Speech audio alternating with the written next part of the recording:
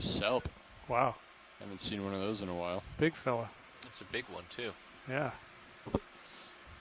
Main Big Salp HD. went through the main HD. 2 live feeds. Also, so yeah, we're diving on 30 a meters. rift zone ridge that extends to the north of Pioneer Banks, and we're landing just on the eastern side of this ridge. We're going to move up towards the ridge crest and then transit parallel to the ridge crest. You can see the bottom right now, just coming into view.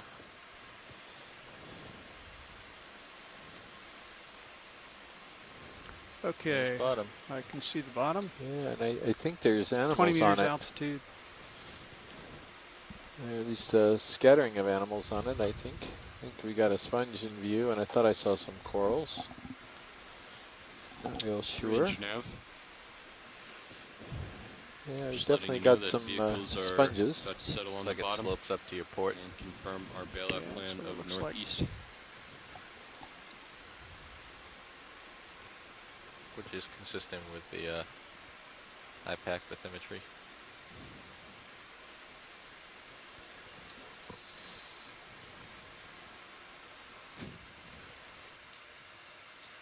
So once you're all set, if you could settle to your port, we'll face uphill here.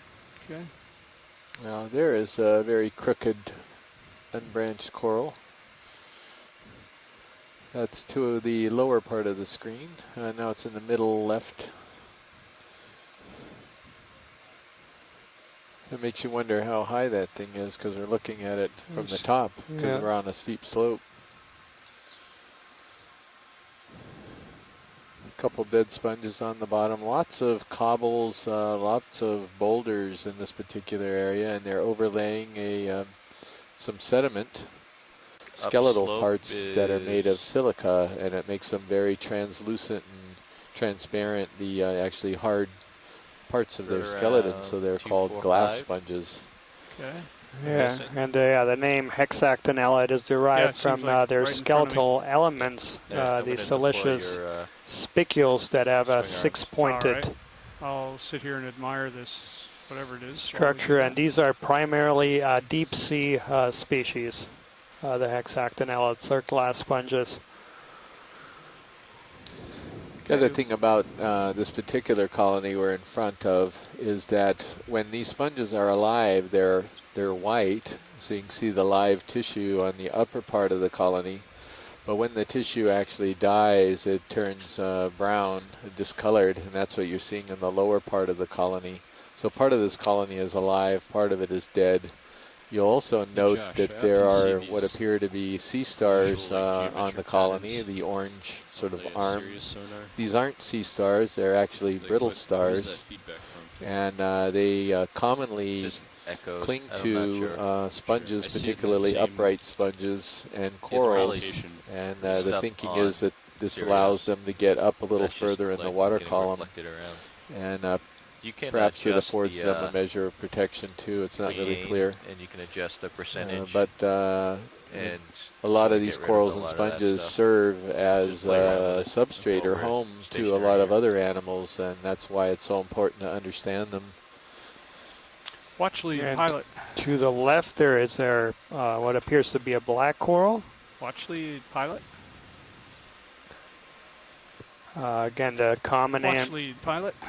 Right.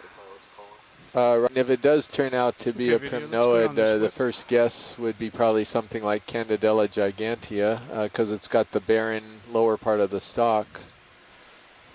But not really. Yeah, I agree, Chris. Little cup coral on the bottom, and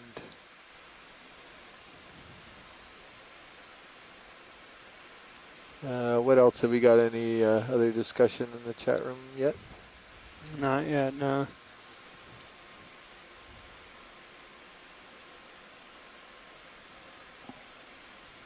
For our viewers, that was the voice of Dr. Scott France, and I've been mispronouncing where he is from for a number of days. I started out right, and then somebody told me I was wrong, and then I've been pronouncing it wrong. And now I'm going to pronounce it right. It's University of Louisiana at Lafayette. And it may have even been a practical joke because there's quite a lot of rivalry between Louisiana State and University of Louisiana at Lafayette. And so somebody might have purposely been like poking Scott's university there. But I will pronounce it correctly from now on, Scott. Sorry. I think I just heard a big cheer come up from Administration Hall, even though I'm across town. You should have told me earlier. Again, I think I was misled on purpose. Anyway, do you think this is Candidella gigantea? Yeah, that's yeah, what he does. meant. Okay. Take a look at the stalked one. And there's another. This is the branch point. And of particular interest are where the branches are occurring.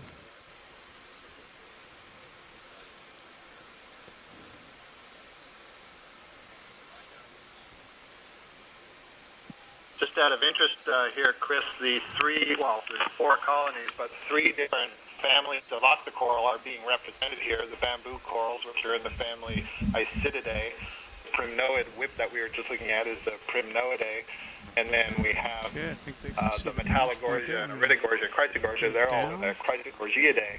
And those 3 families together make up the lion's share of the species diversity in the deep sea for octocorals.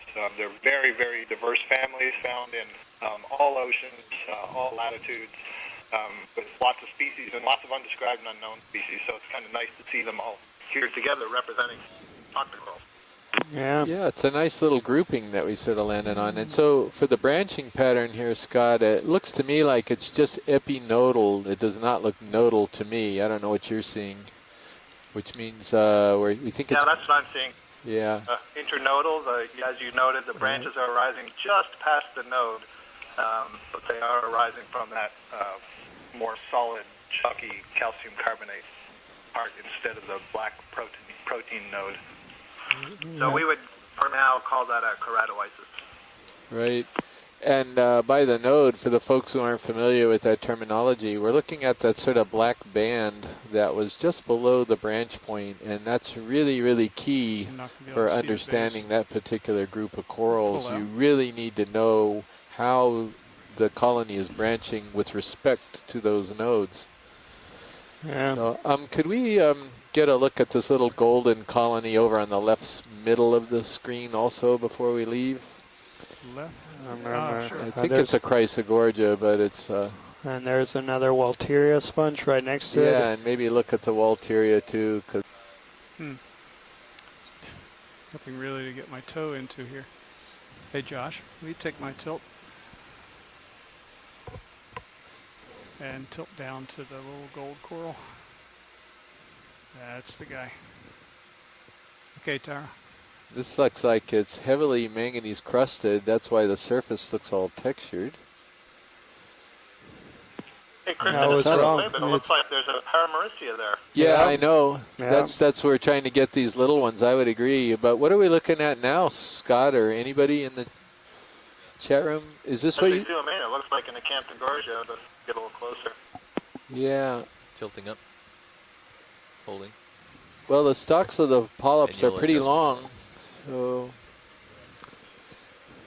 Yeah, because he's focused Yeah, on that just that holding has his the position. feel of an Acanthogorgia to me. yeah, that's what I Yeah, so now he initially has thought white it tape was, guys. and then can that do other the one same showed thing up with that we'll get beavers. in a moment to the left. That's quite different than this. So we'll. So I'm drifting around just a little bit, but I'm okay. Yeah, that one on the left is so characteristically flat, Looking up. planar, yellow, and with a large brittle star on it. That sure looked like classic Paramaricia pose to me. Yep, I would agree. Okay. And then something slightly to the left here.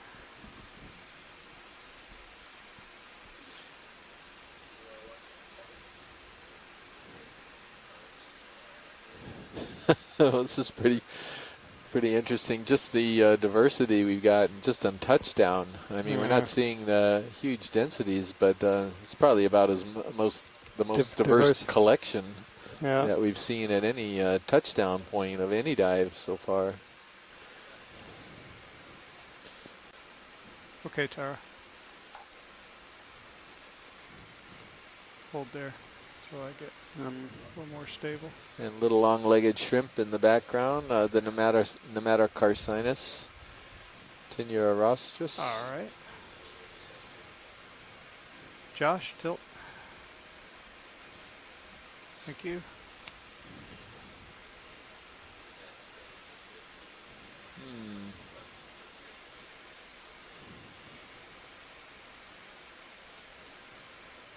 Yeah, I think I can see the scales on the branches. At least I thought I did a moment ago. I might be seeing things.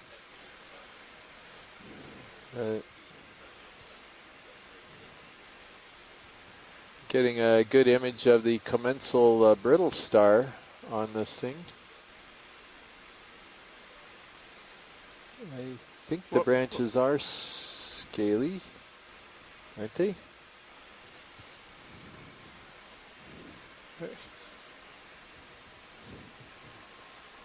Having a hard time getting a toe hold on this very smooth surface. Tilting down. Holding. It's important to let him know when you're tilting so he knows that's the camera moving and not him. I don't know. What do you Tilting think? Well, the branch in the upper top here, that definitely looks like it's got typical plexaurid or perimuricid scales. Now it's right between the two arms of the brittle star. There's a section of the branch. Well, given that brittle star has 5 arms, I'm not sure how You also have to you're watch the talking about tether up there. sometimes. Oh, there Yeah, the two arms that are forming a V. If you look right into the middle between the V, there's a little bit of a Sure. section of the branch. This is absolutely a plexaurid, there's no question, and I'm pretty certain it's in the genus Paramaricia. Maybe not, but boy, Yeah, I might come has up all the more. classic features. So Yeah. you'll feel more tether pull, but it will keep the tether in a safer position. So Terrific. And again, it's not sitting on pebbles. They kind of look like pebbles.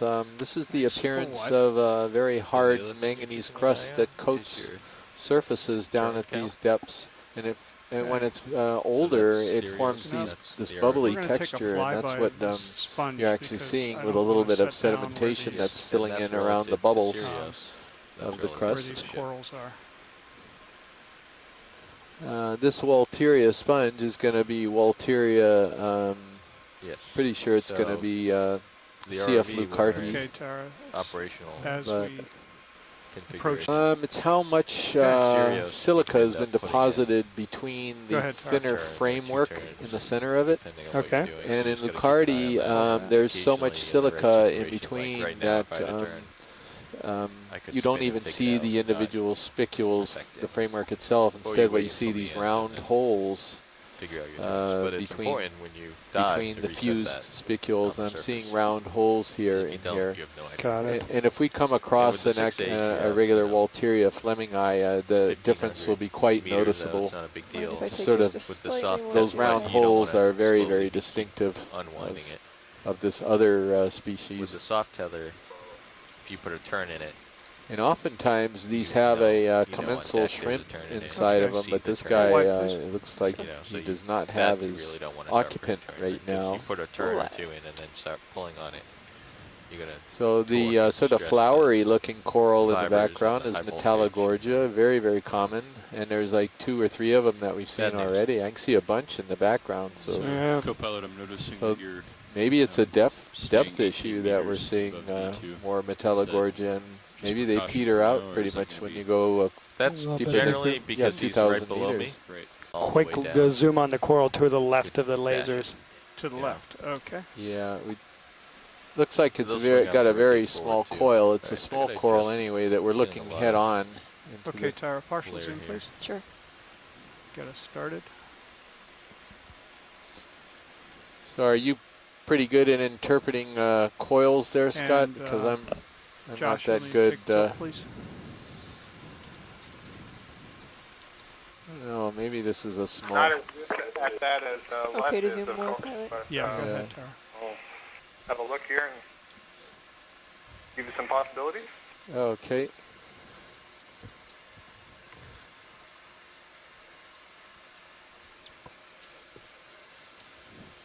So among the more spectacular of the deep sea corals, I think most of the scientists on the line would agree.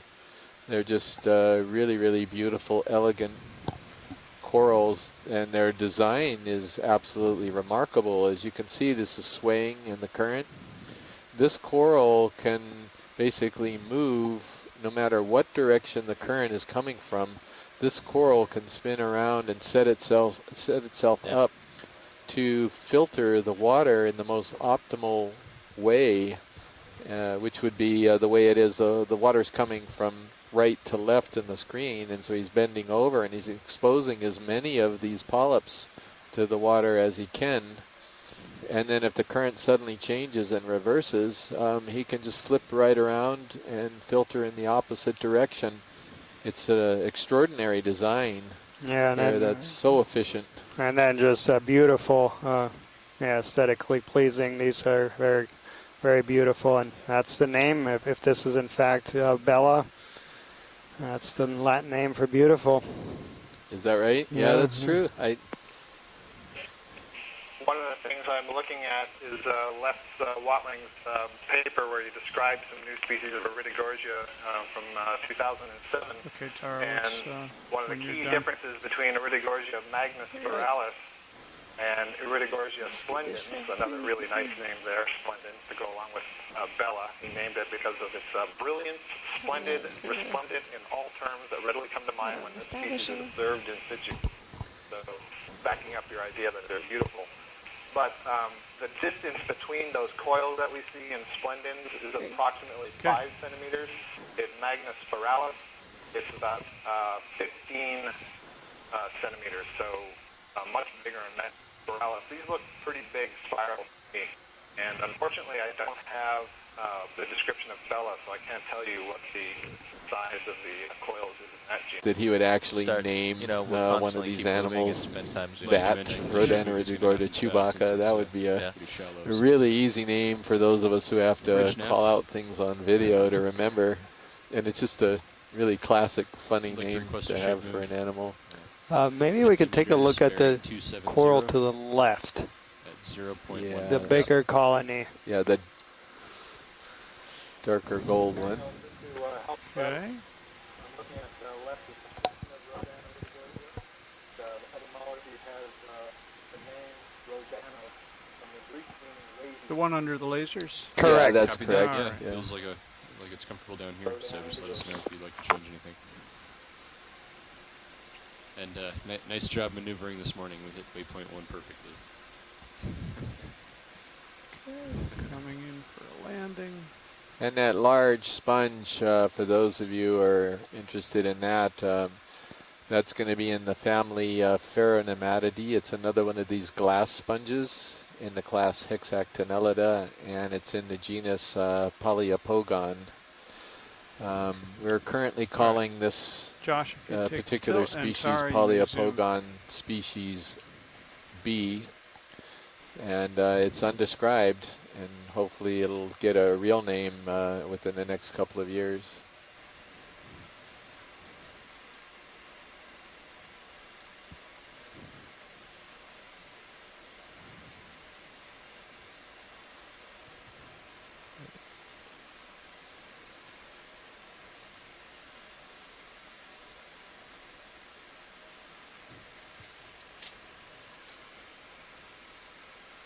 Got very long tentacles on it. It's one of the things that I'm just noticing. Maybe I haven't noticed that before on some of these.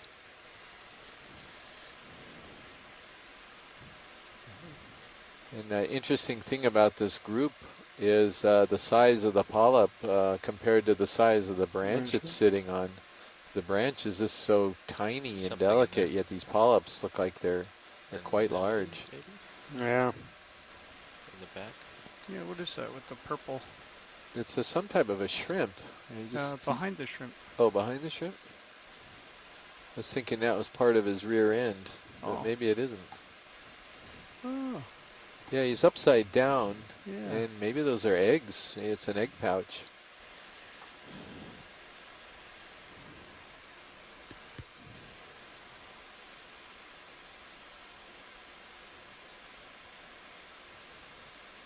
We've often small shrimp associated with Iridogorgia, and the ones that I think Les was referring to earlier, baby pella manila, ceratopalma, if I recall correctly, the eggs are purple in color, and they are carried under the abdomen, so that's probably exactly what you're looking at.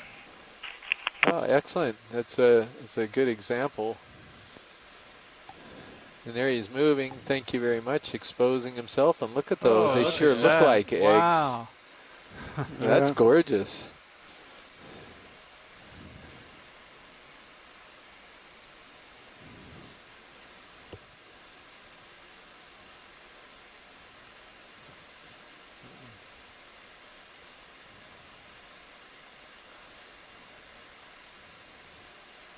Yeah, that's beautiful. There's a little section of the stalk here to the lower left that you can see it's bare of polyps, and you can see what a golden sheen the actual skeleton material is on these things. So again, even without the polyps on it, it's a beautiful, beautiful animal.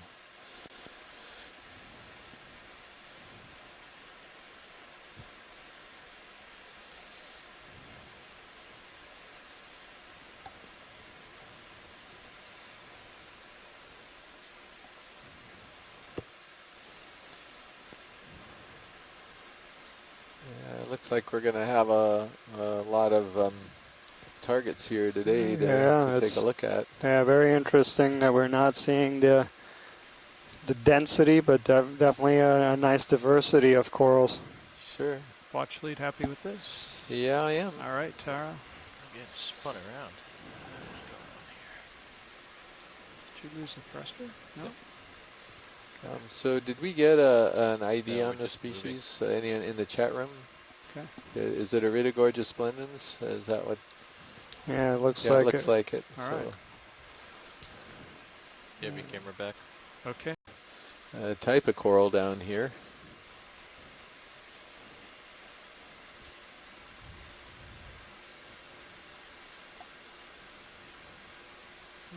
Superficially, it looks like could be a bamboo coral. Looks like we might have some loose rocks here too. Ah, does look interesting here. yeah, nice Yeah. big. Sit down, Looks I'll like keep it an could eye be on about 2 meters across. Do I have time to sit down? Yeah, those Yeah, of you've you. got time. Okay. I don't. Yeah, watch lead. It corals looks like we might everywhere. have I some don't know loose where. rocks here. Is this are these of interest?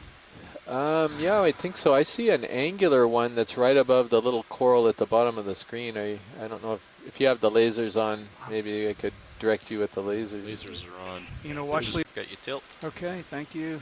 And Yeah, let's take thank you. partial zoom. Yeah, I agree. And superficially, it Maybe looked more like it light. would have been a good spot to possibly grab something. So Oh, I might have lost my toe hold. Hang on. Nice crinoid though. yeah, a little feather star. One comatulate or unstocked crinoid.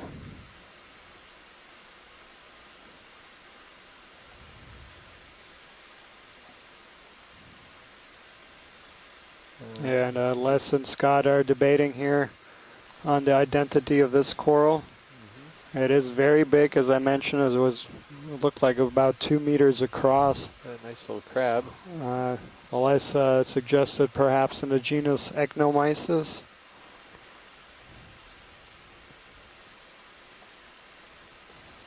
That guy's got some long arms on him. That little crab. He's going to be a squat lobster, I should say, rather than a crab. I don't know if Mary Wickstein from Texas A&M is with us Nice this shot. morning. But, oh, it looks like he caught something. Maybe. He could have been putting something in his mouth just then. What a tough way to make a living. Yeah. So if we could look some more toward the base for branch points there, and Sitting down. I think that Come out a little bit. Yep. And then maybe sort of pan up along one of the larger branches might give them an idea of. Okay, going in. Hold. Looks like branching just above the nodes. Yes.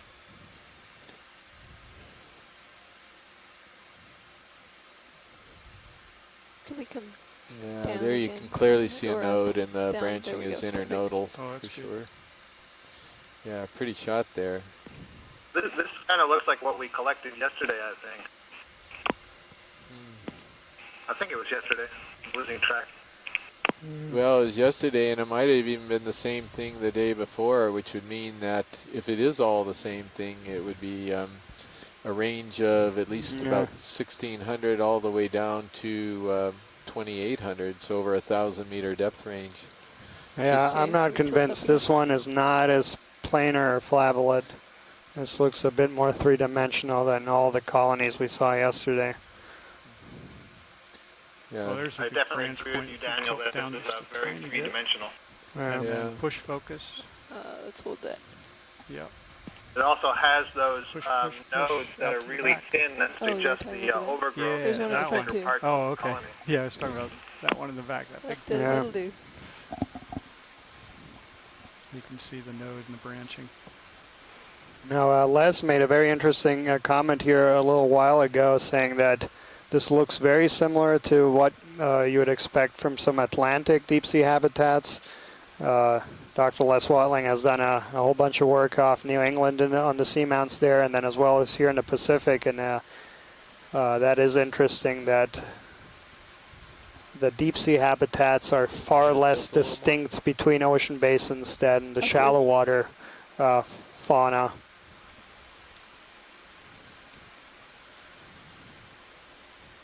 Wow, those are way up there. Perfect. Stop.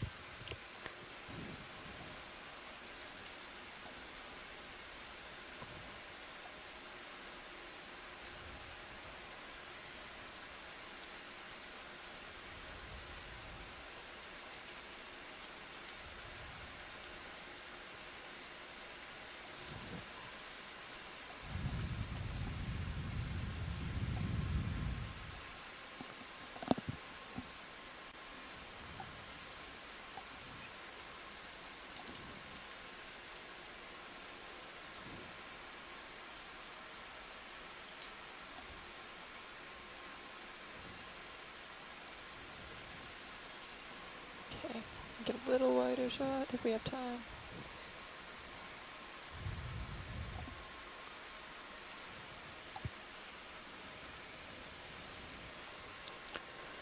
Yeah, excellent. Thank you. Coming wide for an establishing. It's big. It is very big, yeah.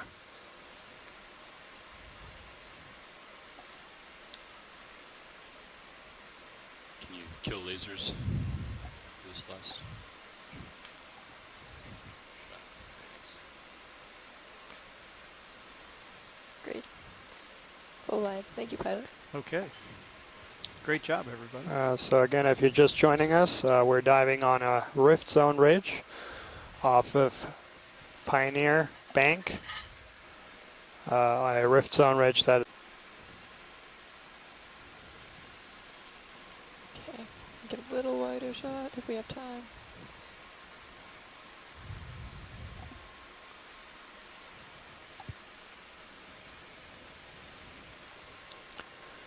yeah, excellent. Thank you. Coming wide for an establishing. It's big. It is very big, yeah.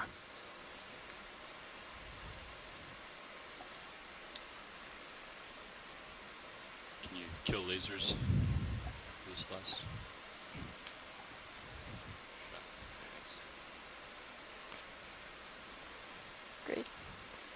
Full wide. Thank you, pilot. Okay. You just come in over there and give it a nudge. Yeah. See where the lasers are. Too soon. Sorry. Like that one that's kind of further out there might be loose. It's got some nice angles on it.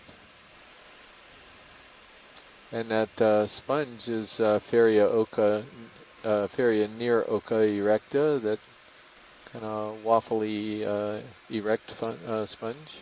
Yeah, now on to the left of our screen, there was just what looked like a Paranthropus.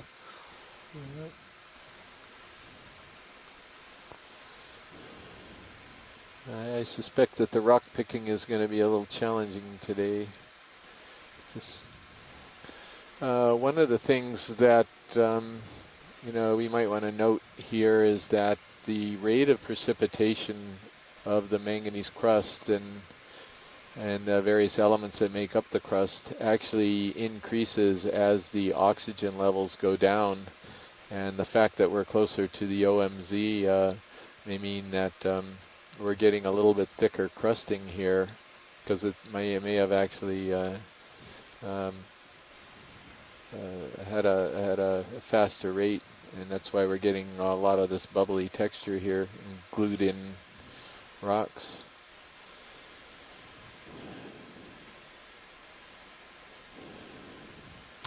Boy, this is looking, I don't know. Yeah, nothing even. Yeah. Yeah. Yeah. Okay. Well, all we can do is keep our eye out. Can we just take a quick look towards our left? Doesn't need to be long. Yeah. Just a quick pan zoom. To the left. Yeah, there's a bottle brush shaped. Just like left of center. It's that thing that's waving right at the edge of the cobbles there. You see that thing sort of blowing around a bit? Yeah. I think that's what he's referring to. Yeah. We're seeing so many different things. It'll be hard. challenging to. And this looks like a Stauropathes. Sea cucumber. Yep, I'm going for the wavy thing. Yeah, the waving thing would be a first. I don't know. We collected one. Yeah, we collect one. You're right. That's right. That was a long time ago, it seems. first dive, I think. Okay. Josh, please. Tara? Yep. To you.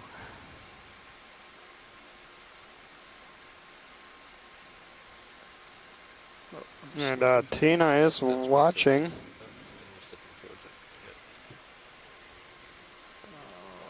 I'm slipping. There we go. Something good. And is she's weighed in yet? Yeah, that looks.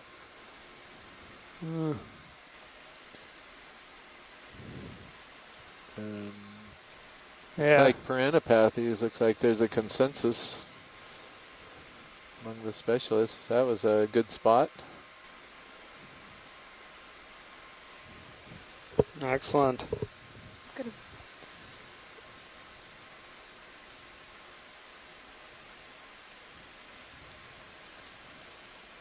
Okay. Yeah, thank you, pilot. Appreciate All it. right. Go. Yep. So it's not too far from the top, and maybe that's why we're seeing some animals, because we're not that far from the ridge, and we're seeing some draping of the animals coming down this wall. Or it's possible that the wall does typically have a lot of animals even further down. You just don't know.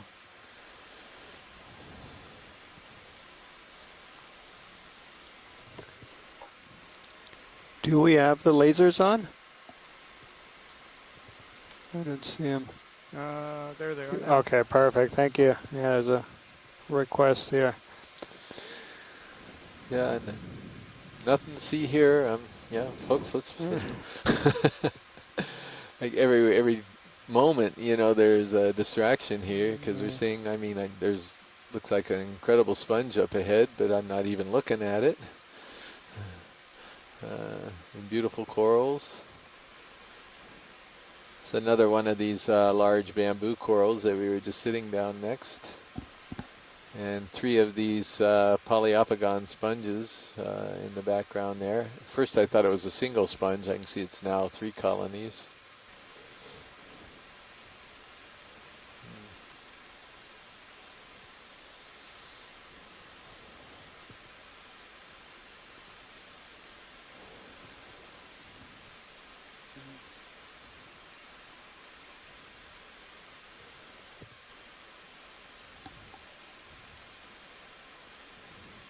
the only thing that looks a little bit more abundant are these Walteria sponges. Yeah.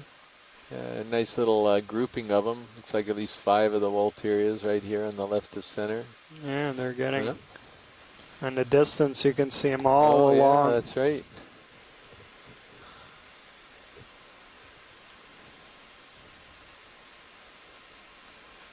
These are, again, for those of you just joining us, these are glass sponges.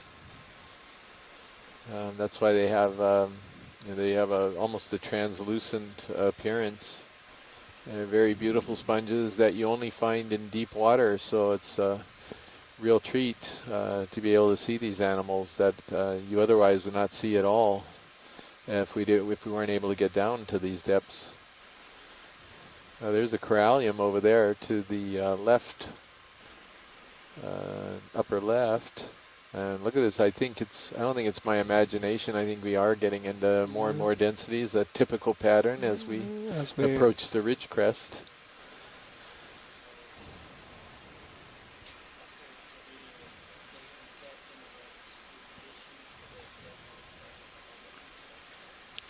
Yeah, we talked a few times that these corallium or pink corals are used to manufacture jewelry.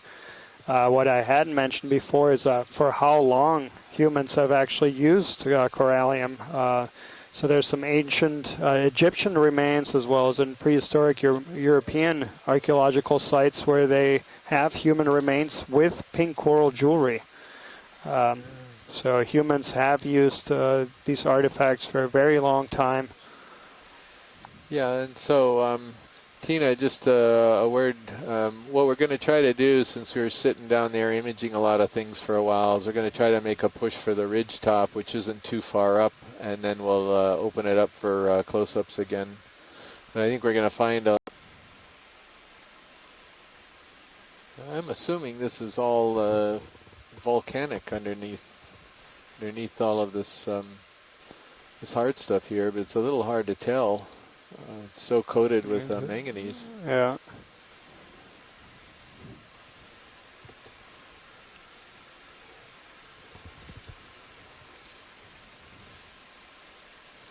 Here we see one of these Walteria sponges being inhabited by all kinds of brittle stars or ophiuroids as well as crinoids, unstocked crinoids.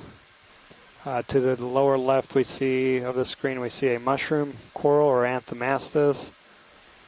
Yeah, again a very nice view of different organisms and different groups. So far in the dive, we've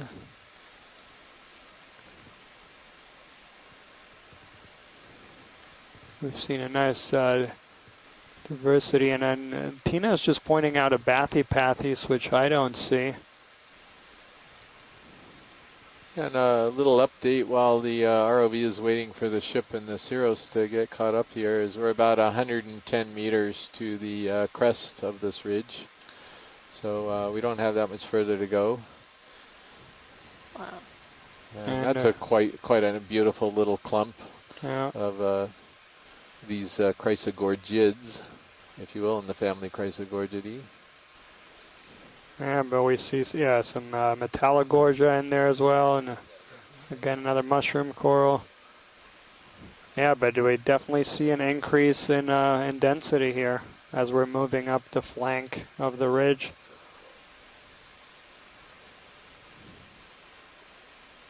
Would we have time at some point to image one of the Another one of these crinoids on the sponge? massive polyopogon glass sponges in the background. We just have to find one now.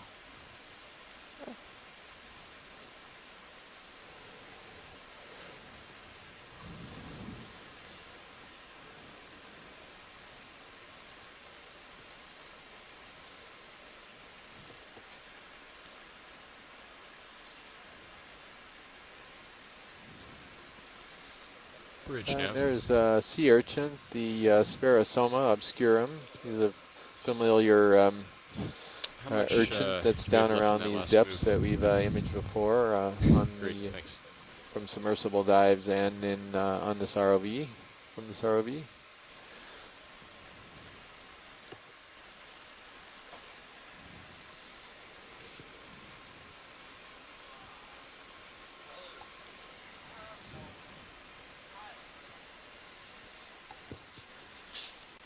you're going off Yeah, the and road of my for our general public who might be watching from the Maui Ocean Center or the Aquarium of the We Pacific only in have Long 6, Beach, or less than that. We or from probably your have 3 or 4 homes members or left. wherever you're watching from, a little note on the environment down here.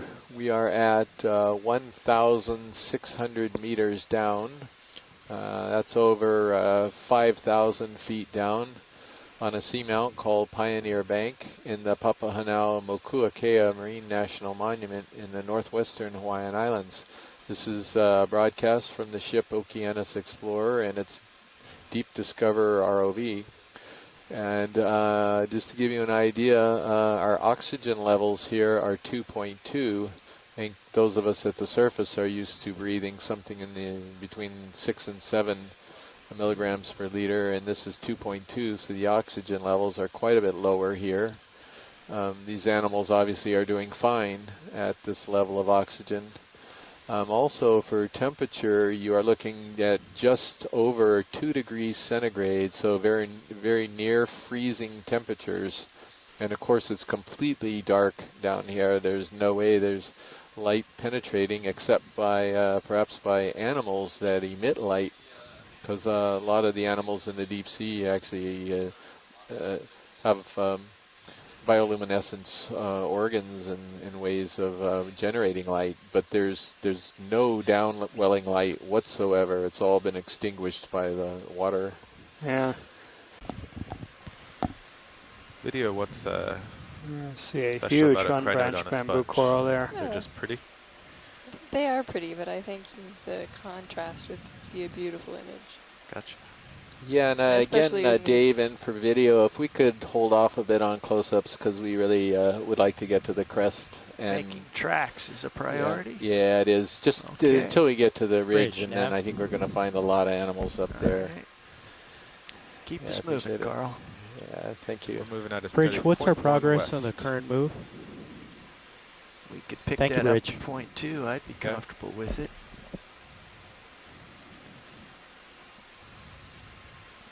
Yeah, Nav, this terrain looks pretty benign, so if we want to make tracks, why don't we just Yeah, and do again, for those of you long who've been move watching since the towards beginning, we're waypoint 2, clearly just seeing an wherever that increase in the distance is. density of animals as we get closer Okay, to the so top, right now we are. which is and go from the obviously ROV what also. we're all hoping to Okay. see Or here. serious, whichever. And that's why the crest. We tried to grab 0.2 one rock at the knots. beginning, but yeah, it's all very heavily cemented here. Chief Engineer, please dial 217. That's right, Bridge. Rick Cabana, 217. Snap zoom here, video. Sure. Wait for the train to get rolling here. Looks like some predation here. Yeah, and this is another one of Dr. Chris Ma's evil sea stars that is eating the beautiful coral, and that's Chris Ma's cue to He looks quite maybe full. tell us a little bit about what we're watching. Those of you been following the cruise, we've been seeing the scene over and over again. I call it coral abuse myself, but Chris has another word for it. He loves to see his sea stars eating the corals. It's and all that bare part of the branches there is probably what he's already cleaned off, and then the polyps to the upper right of him, he hasn't quite got to them, but their days are clearly numbered. Yeah, Chris Ma does love these creatures, and And he loves them eating other creatures too. yeah, to him it's like something more like a panda bear eating bamboo. It's a cuddly, nice creature there. Yeah. Watch lead, co-pilot. The good It's thing, a fish, yeah. Some fish. and the good thing about these large marine protected areas is they Gently. protect everything at once. Yeah, we do have a rule. We have so many fish people that are watching, and their abundance is so low on these hard substrates that we kind of stop for. We break for fish.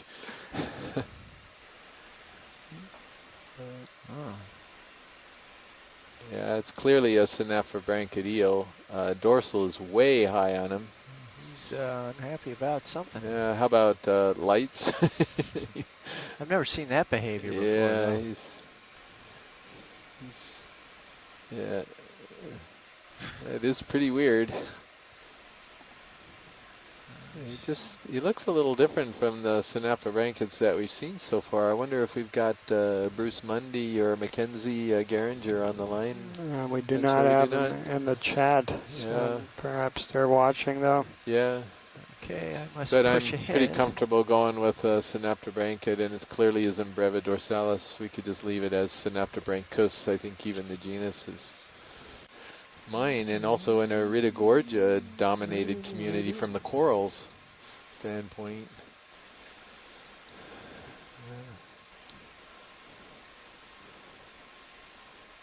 Yeah, pretty fascinating. Another one of these Keratoisis we're going over.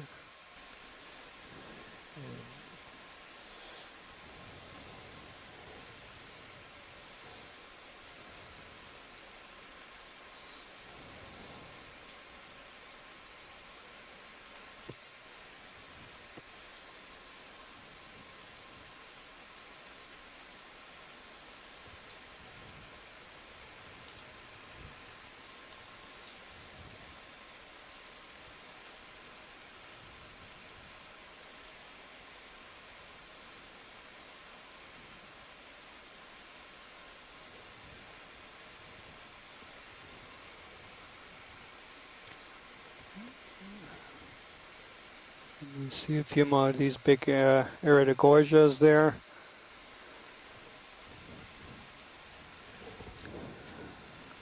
Yeah, nice clumping there of. Yeah, it's a pretty Close. scene.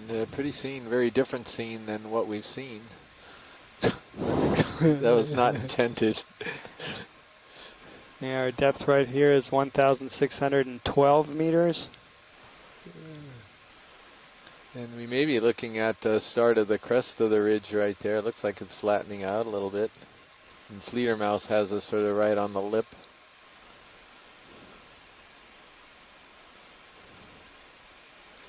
So yesterday we had some of the tallest coral communities, coral species that we've seen on the dive, and today we just have a lot of much smaller ones. But Oh, that looks like Bella right there, the one to the lower right. Yeah, look at the tight coils on that one. Yeah. Get a look at it as we pass by. We got anyone weighing in from the chat room? Those coils are one of the things you look at to differentiate them. It's got a nice coiling. yeah, and Les does point out that this is Iridogorgia bella, and there is a couple comments here about collections, but I think we'll hold off till we get to the crest. Yeah, we're almost there, folks. This may be it. I'll peek over the edge here. Yeah. Have a look. Yeah, you apologize for holding everybody a little bit at bay just because we just want to make some distance, particularly in an area that has so many interesting animals. Yeah. Yeah. Pilot nav. Does look like There a might be a crest. first Hormathiid. Yeah, maybe. Turn and see what the sonar gives me. Not much. I'm, Judging by the high pack, it's a very shallow crest anyway. I'll turn you up to 50. Are you Nav? looking in that where the lasers are right now? yeah, well, this Yeah. looks to be a little gravelly and Bridge, broken. could I have a Yeah. 10 meter move? Yeah, that's probably the best spot At we've seen 82 so far degrees. for possible 0.2 rocks. knots. So, Carl, I may end up down over here. Is that? Are you looking do it. back? Where are we? Well, we're kind Here. of stopped. Okay, we'll let things settle out. Yeah, and I'll I'm see what I- roughly going to go That's backwards right, 10 Bridge. meters now to the east. because I might want to be right over here in the gravel pile. So yeah, we are aware that the telecom line has been dropped, Yeah, I and they're don't think working there's to get it back up. Which are big enough to worry about. Okay, just let things settle out. See what happens. So if those of you, until we get the audio back up, if those of you have some close-up requests while we're after we grab this rock, fire them out through the chat room text, and we'll be monitoring that. I'm seeing a lot of animals that we've already seen, but I'll bet we're going to see some other stuff as well up here. Yeah.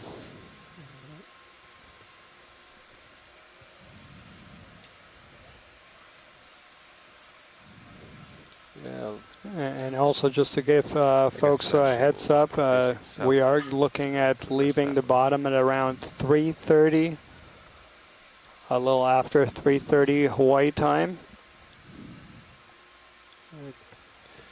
Gives us more than 4.5 more hours, so hopefully we'll have a pretty good view of this ridge during that time and all the animals on it.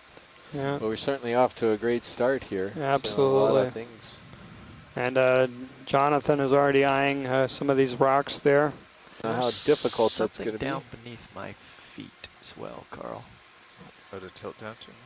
Okay. There was a cup coral. Yeah, there's a cup coral while people are researching this primnoid. There's two of them. Two of those Yeah. guys. Yeah. Good to zoom. Down a touch more. Yeah.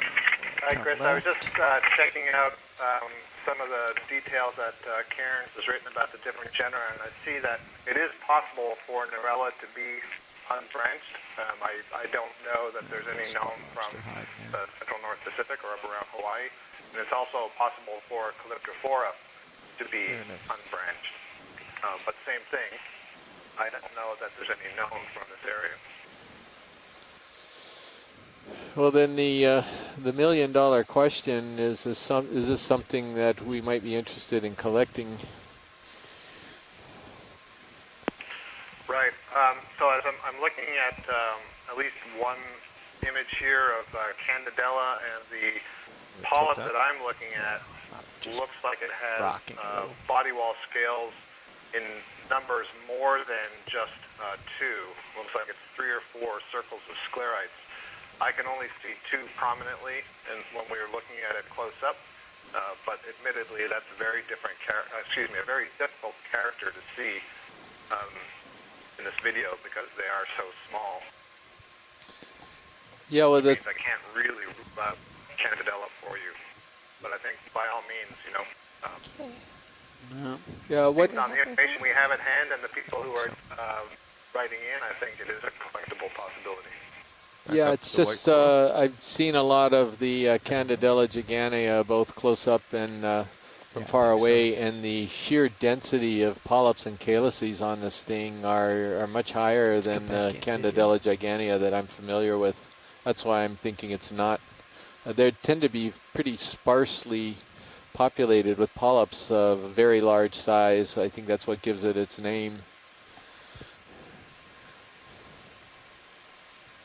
One note about that cup coral that we just imaged, so that's a solitary coral, so you were looking at a single polyp versus these are colonial here, where you have hundreds or thousands of these polyps all connected in the same colony.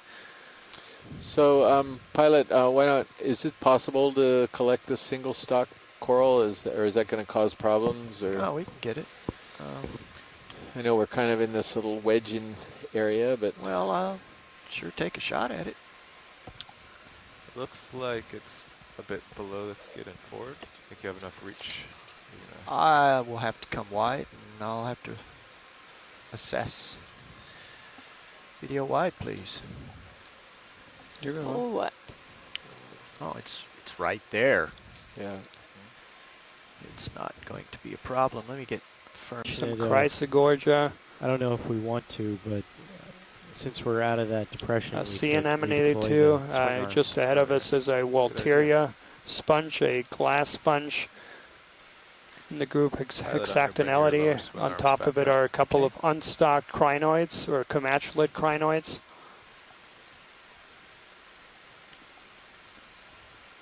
Absolute treat today. How many different families and genera of corals we've seen. And as Scott France from the University of Louisiana pointed out right at the beginning of the dive, is that within a few meters of where the submersible landed, we already saw some of the most important groups of deep sea corals, all within a very small area.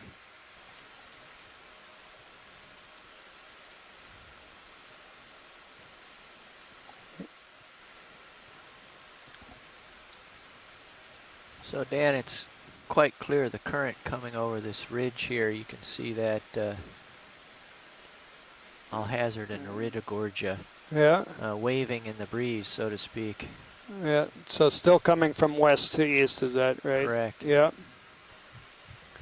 Yeah, and that's actually a good view there of that area de Gorgia, and that's a point that Chris Kelly made earlier, is that these corals there, the one you're looking up right ahead, are perfectly adapted to position themselves with the current and feed on small particles that are in the water column. You can think of them as almost like windmills that can change direction, so they will perfectly orient themselves with the primary direction of the current flow and then feed. A perfect design. Watch leads, Nav.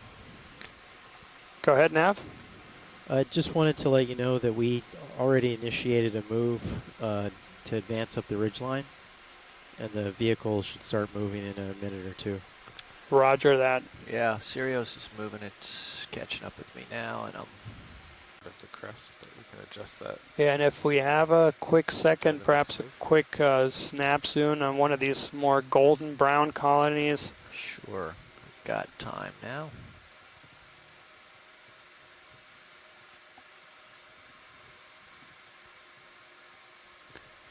And Co-pilot, so the ridge is to your port? To starboard, you can see the ROVs on top of the ridge. And Ah, okay. So a little bit more southerly than westerly next time? or I think a little bit more westerly. See if I bring my heading. Video good to zoom. If I want to move towards him, it's more like, 215 or so. If you look at my heading now.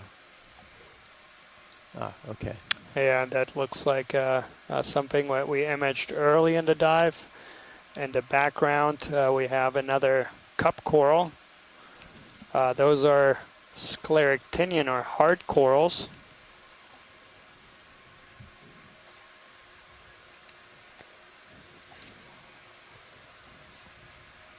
Right there, beautiful shot there. So you're looking at a single polyp there. So that animal consists of just a single polyp. In contrast, the coral that we just imaged a few seconds ago, that's a colony, which is composed of thousands of these tiny polyps that are all attached and actually share nutrition and tissue. So these are two different lifestyles that corals can take. They can be either solitary or colonial, depending on the species. Full Adam. Thanks, Tara. Excellent. Thanks, Dave. And then there was a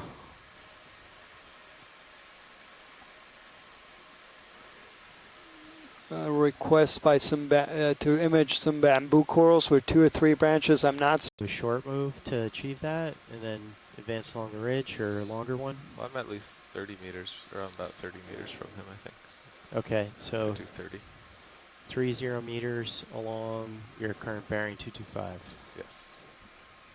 So, Jonathan, if you're still on the line here, does that look like, it almost looks like a little bit of dike rock there. Am I interpreting that correctly, or? Bridge, Nav. Bridge, could I have a 30 meter Pretty move? difficult to 225 tell with all this manganese crusting. 0.2 knots.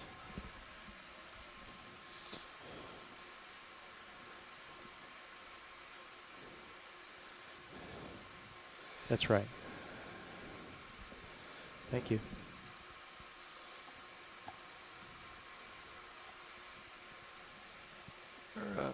Stop that.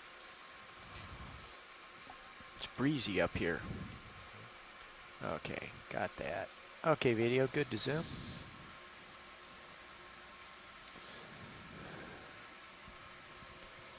So whatever this white depositional stuff. It's We're looking at Chrysogorgia. This is maybe Chrysogorgia from this angle, maybe Chrysogorgia stellata perhaps, or something. The angle is a little bit odd, so I'm not sure we can actually tell. Let's see. Can we tilt up a bit? Yeah, hang on, I'm scooching around. Okay, you go macro. Oh, there's your crinoid in coral. Hang on a second, we'll get that because we've got a minute or two. Come out just a smidge. So there's a comment that almost looked like fish eggs on that branch. So it'd be pretty. Let's go. Pretty strange. We macro got now. a feather star on that other one. There was that sort of lump that was sort of in the middle there.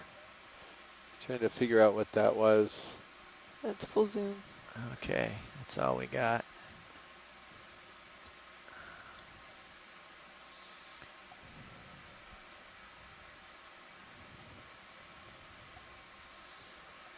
Yeah, and there's a squat lobster that you're seeing.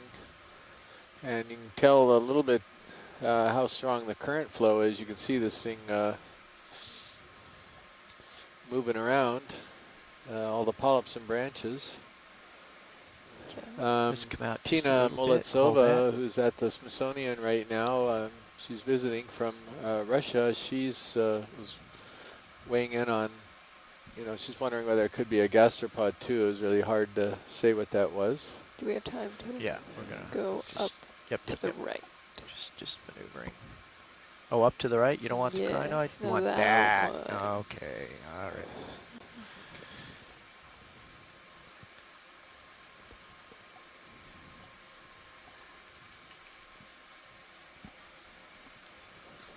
Yeah. Hang on, let me get really And well the connected. sponge we're looking at right now Lasers is off. in the genus Good to Walteria, zoom. and it's something that we're just calling right now Walteria CF Lucardi, or near Lucardi. It Video looks has quite the light. similar That's to pretty good, a actually. known species of Okay, sponge, you got the tilt, but Carl. not quite. Okay. So we're really not sure what to do with it. you like? Dr. Henry Reiswig up in Just Vancouver tilt is up just working a on this hair. particular Hermit group of crab. sponges. Great. Got a little hermit crab living on it. I think that's a white gastropod shell that he's poking out on. And Get a bit there's wider a, view. Tilt down just looks like some teensy type bit. of a sea star or a brittle star that's on it too. I think it looks more like a Perfect. sea star right next to the feather star. That's quite an interesting shot of beautiful commensals that live on the sponge. And by commensals, Coming the left, sponge just a is hair. serving as a home or a substrate Thank you. for a lot of other animals. And that's what we're imaging right now, animals that are using the sponge and are dependent upon the sponge. Nice.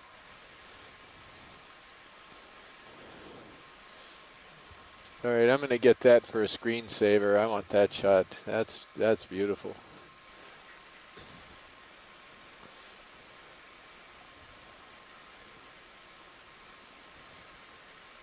Alright, okay, come wide for an establishing.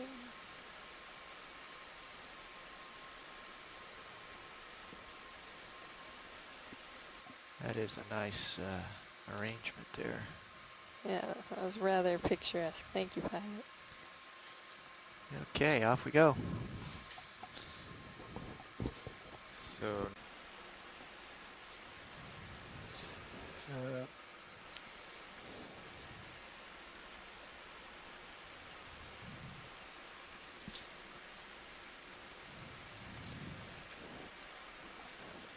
So we've just been joined by Mimi Lobecker, who's the mapping specialist here on the ship, and she's had a busy few nights here because we're determined to ensure that she doesn't get any sleep or very little sleep. It's one of our missions out here.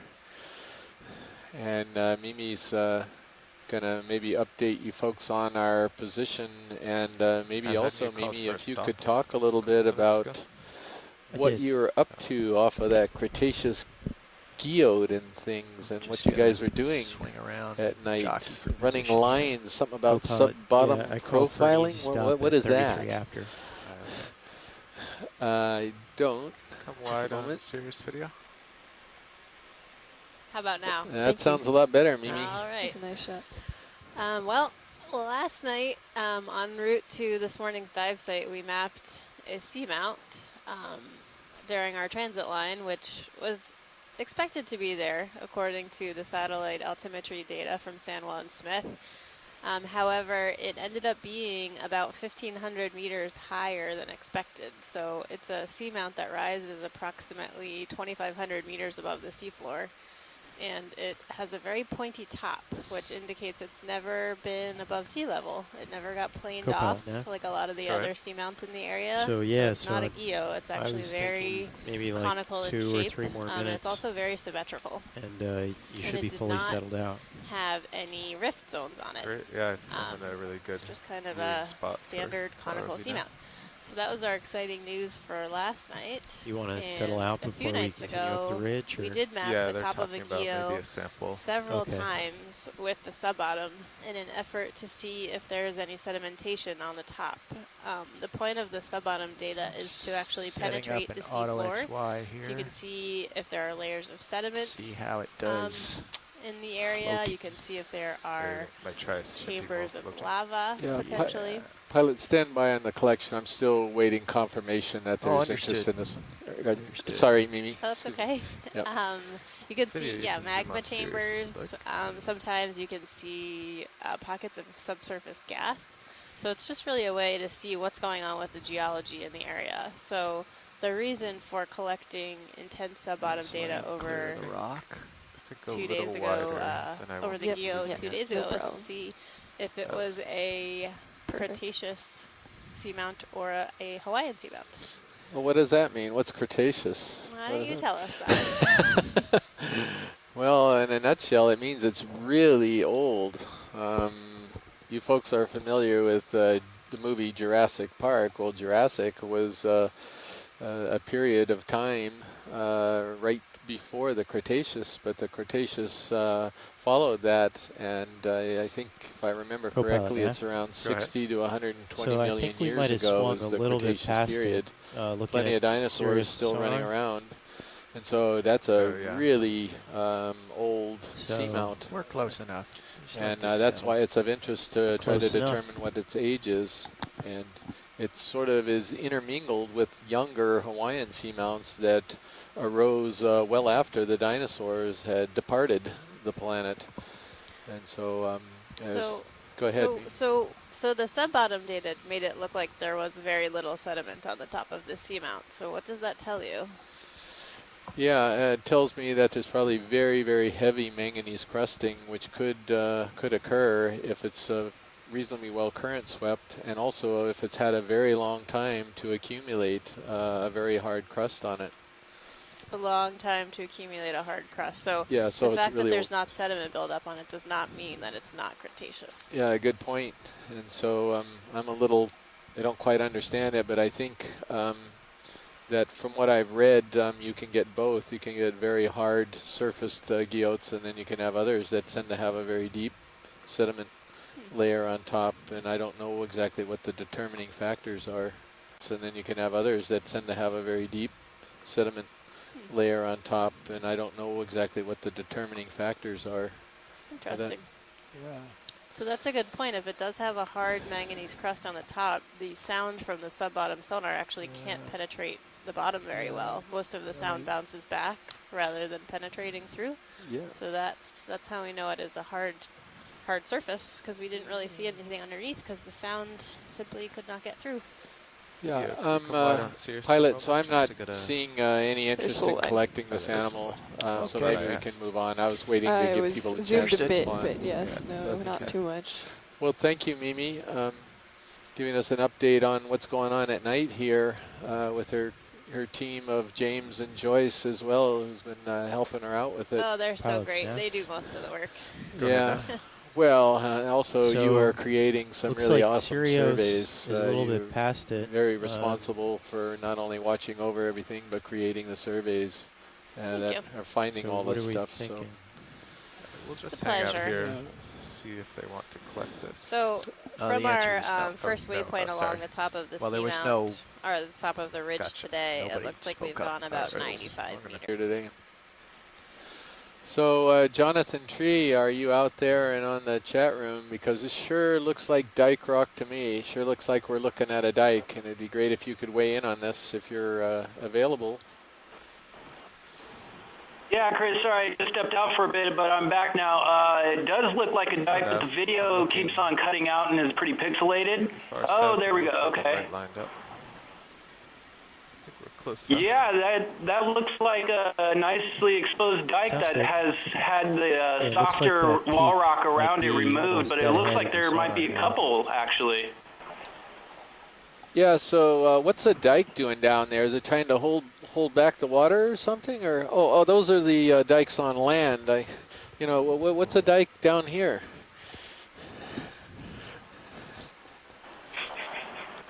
I'm sorry, Chris, what was that question again? That was sort of my joking segue to sort of, I guess, to prompt you into explaining what a dike is down here. I guess it didn't go over very well. Yeah, I get it. So So what we wanna happens in initiate a Hawaiian move along this volcanoes bearing is then? the magma Say that's 200 generated up. from down deep in the Pilot, subsurface pilot, in the how long do you mantle think they'll wells hang up out through here? a complex pipeline into a shallow Just head magma towards chamber. me. I'll be all right. And that Okay. shallow magma chamber Yeah, let's do, pressurizes 40 because magma meters keeps at, on fluxing 200 into it. When the pressure gets great enough, the magma escapes by cracking the subsurface and propagating down the rift zones. And that's why these rift zones are actually called rift zones, because dikes Bridge, intrude into them. And that's why they get this nice Bridge, planar can I have a feature. So 40 the meter wall rock move? that it's cutting into is still 200 squeezing in on it, down. and the pressure keeps it into this long linear 0.2 planar feature. knots. So that's where the dike is. It's actually just a magma body that has cracked and cut through the pre-existing That's right. volcanoes, lava flows, or pre-existing dikes, and has ended up cooling very slowly in the subsurface. So sometimes the dikes actually reach the surface and erupt, but oftentimes the dikes will just stay in the subsurface and solidify into these planar features that we're looking at. Well, they're very cool features, number one. In some cases, they form these hexagonal or crystalline type of structures, don't they? And we're almost seeing that in sort of like these logs stacked up one on top of the other. Yeah, so because they get to cool so slowly, they're allowed to form these hexagonal or pentagonal joints, and we were able to see some of those joints that form when lava cools slowly yesterday. But yeah, it looks like there's definitely some jointing in this dike we're looking at. This is some pretty cool images. I'm glad to see some geology. Yeah, that you can recognize that isn't so coated over with manganese. Yep. Yeah. Cross something as we move around this feature.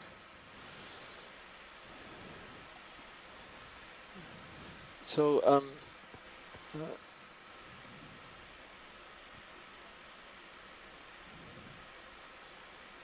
We're still pretty close to where we got that last rock. This looks a lot steeper in your view than it does in mine.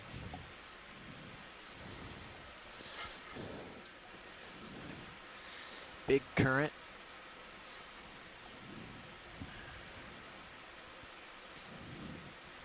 If you can get yourself down in there, you'll be safe from the current. Just wedge myself in there and hide. I think getting back out would be the problem. That's a hormetiid. yeah, the anemone. And that white sponge is probably something in the family Phoriidae. It's a little bit odd looking, but not really positive. Those real bushy corals that are up near the top of the dike, we've seen a lot of these today. They seem to Definitely be one moving of the towards it dominant now. coral species on this feature. And it's in family Chrysogorgidae, and we think it's in the genus Iridogorgia.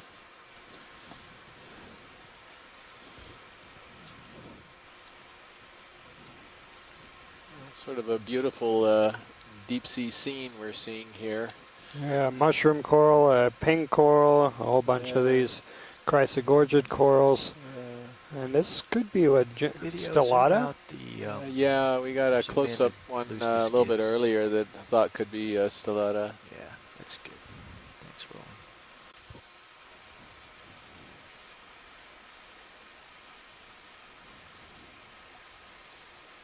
Look like Canthagorgia, that golden one down there. Yeah. And more of these chrysogorgids.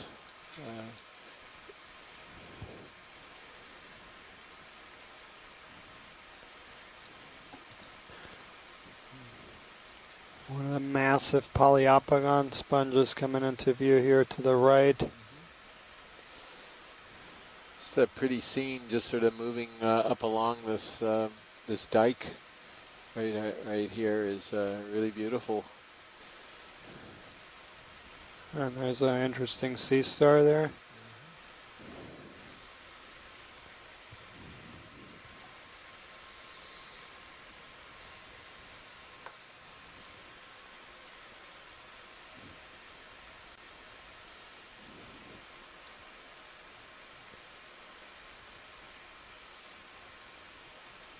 We're at 1,570 meters here. Yeah, and that massive sponge in the background there is in the genus Poliopogon. People who are diving shallower or snorkeling, they'll never see this sponge. They'll see a lot of other types of sponge, but this is in a group called the glass sponges, and they're deep sea specialists, and so you would never even know about, or we would never know about this group if we weren't able to get down and access the deep sea and take a look at them. Yeah, and then it's a particular treat because here in Hawaii, even in shallow waters, we don't have massive sponges. In other places of the world, in the Indo-Pacific, as well as in the Caribbean, you have these massive sponges, but we don't have them in shallow waters here in Hawaii. On that one. All right, we have this another type of glass sponge here. It isn't as massive; it's much more delicate, and it's called Walteria, and it's got a whole lot of feather stars that are growing all over the top of it. Yeah, I wonder if we could zoom in at the branch points of this little branchy coral here and sure. Just come on see in, if we can. Roland. We did get a lot of good close-ups of D2 set down before. Okay. I think Art would be happy. It's very good to make Art happy. Yeah, definitely a bamboo coral. I think it's a nodal brancher, isn't it? Isn't that coming right out of the node? Make some more. I can't see from here. See that branch on the right.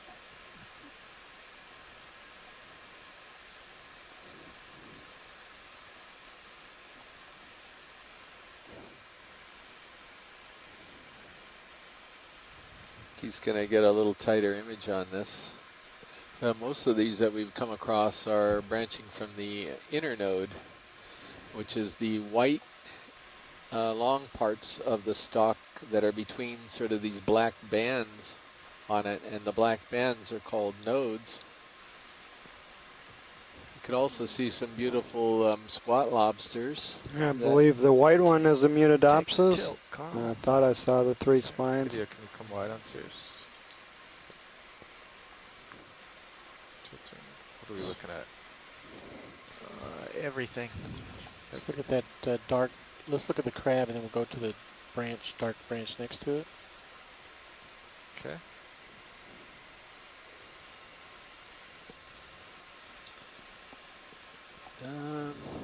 That's sure. Oh yeah, look, I was looking at the band. Not the Yeah, so unfortunately there's a little bit of choppiness in the video for our science partners on shore. Right between my feet here. I might need to back up.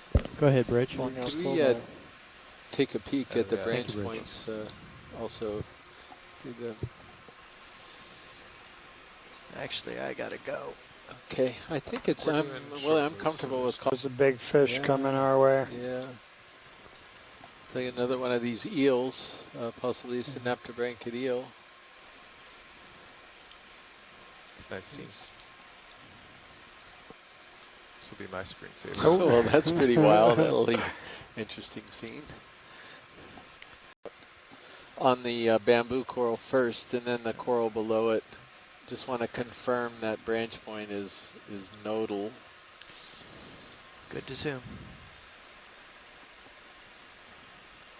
Tilting up.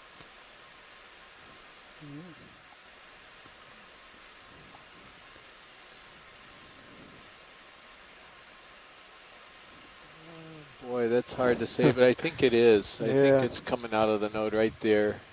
Yeah. Yeah, I think that's nodal.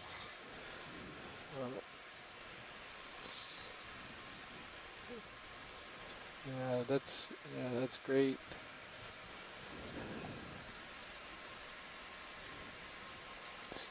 You see these really long spindle type sclerites in the stock too, which I think is a little bit different. Not sure.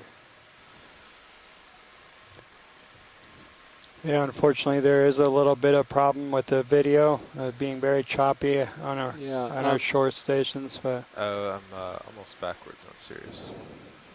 Yeah, it's either nodal or it's just above the node. That's the tricky part.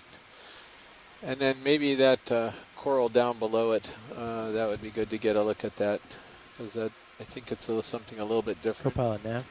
Go ahead. And so Copilot, Chris, you should be settled out from that I'm that getting, last when it move, does freeze on the colony, it looks like it's right just now. above the node. Yeah, I think you're right. I have We're visual looking on at him, a so little. we can wait here and let him go ahead.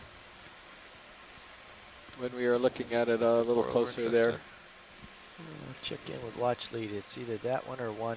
Keep zoom out a little bit. I think it's further down. it's down and to the left.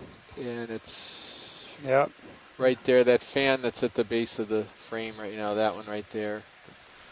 So it superficially it looks like the same thing, but I'm wondering whether this could be Chrysogorgia crisis, which is these tend to be sort of multi-planar colonies, and that's almost what it looks like we're seeing here.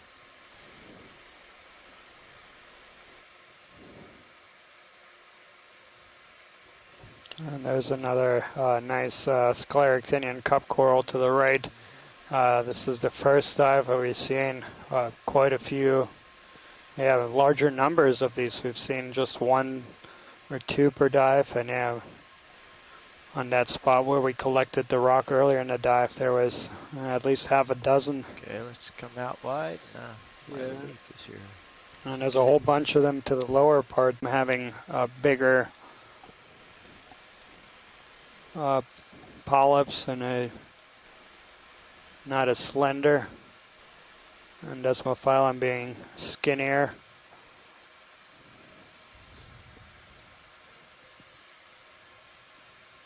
Let's come wide. I need to check in with my relief here. Is there anything?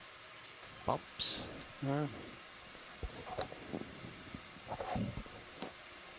It's kind of barren over here. Although there are quite a few Chrysogorgids, it just seemed, I think, from the lighting, Yeah, it's just the contrast of the corals and the rocks. You go across there, seeing a lot of small stuff. Just push west and get up. Versus those really big colonies that we saw yesterday.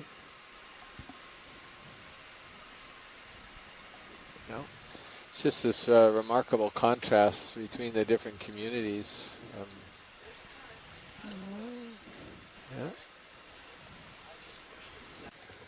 I think it's Jeff who just sat in the pilot chair, is that right? That's correct. So Jeff, we do have a request from the geologists if you come across any of these sort of blocky looking rocks right around this area, if you think anything is free enough to grab, we could make our second rock collection. Absolutely.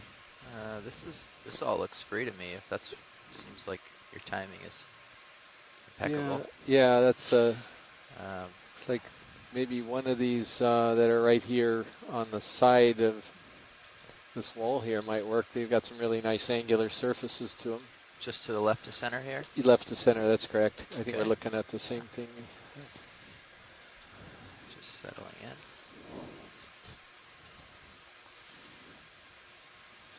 coral right to my starboard, so I'm just taking a little extra care coming down here.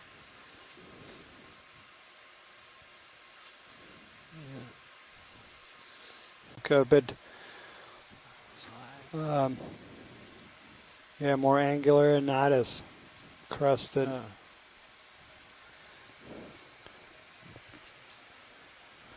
Now, please move. One of you guys, you're free. There it is. And the moment of truth is not moving. It can look on mini How about not the other much one? looks Yeah. free. The ones down and below look free. These ones don't look. Yeah, that's very cemented. Those appear to be cemented. Yeah, you could put a little mooring line out there and just park for a while. And okay, so you think some of those other ones might be free? Co-pilot, what do you think? I don't think any of them will be, but That give one them a there? nod.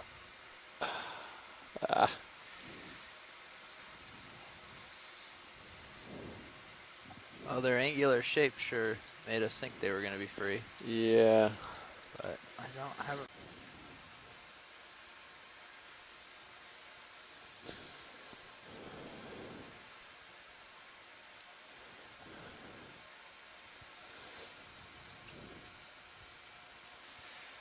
Okay, so I think we're set up for another move if you want to dial one in.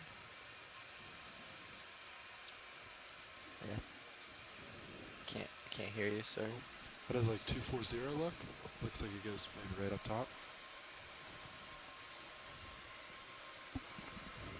Uh, 240 will pull me left. Yeah, I think we want something more like 220 or 225. You were closer with your. If we're going toward this ridge, we want to go. So to give you our 250 position Okay, relative to the terrain, 30 meter move to 250.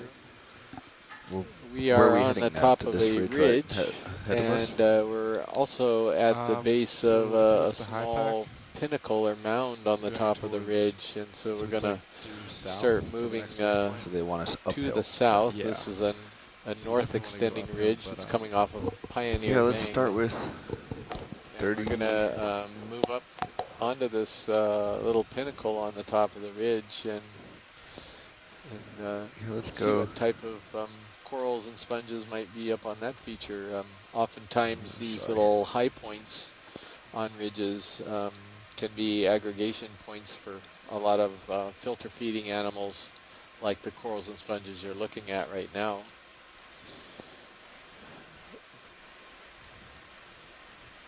So what do you think about the direction D2's looking right now? So these yellow ones look like Acanthogorgia to me. That was Oh my yeah, guess. yeah, very. See And we what did happens. image one of those. Right. Thinking so 250. Okay. Then being trapped in there, Okay. and those of course become I do not food have a items for good corals feeling and for where fishes the slope coming is down. past that. Yeah. looks like we Ridge, got this some is of that? these gooseneck barnacles there. Looks like there's a Yeah. little grouping of about Can 4 I get or a 5 shipment right of in front of 30 the meters screen. at 240 degrees at 0.2 knots? Have a little time if you want to take a closer We look. saw them at a deeper depth yesterday. They Yeah. were all Yeah, over go the ahead. place And at they're- a different location. Yeah. Yeah. I don't think Yeah, they're the it's a- same. I don't either. I That- think yep, they're a half- different type 0.3. of gooseneck barnacle. Bridge, wow, actually, look can I at make that. that 0.3 knots? Thank you.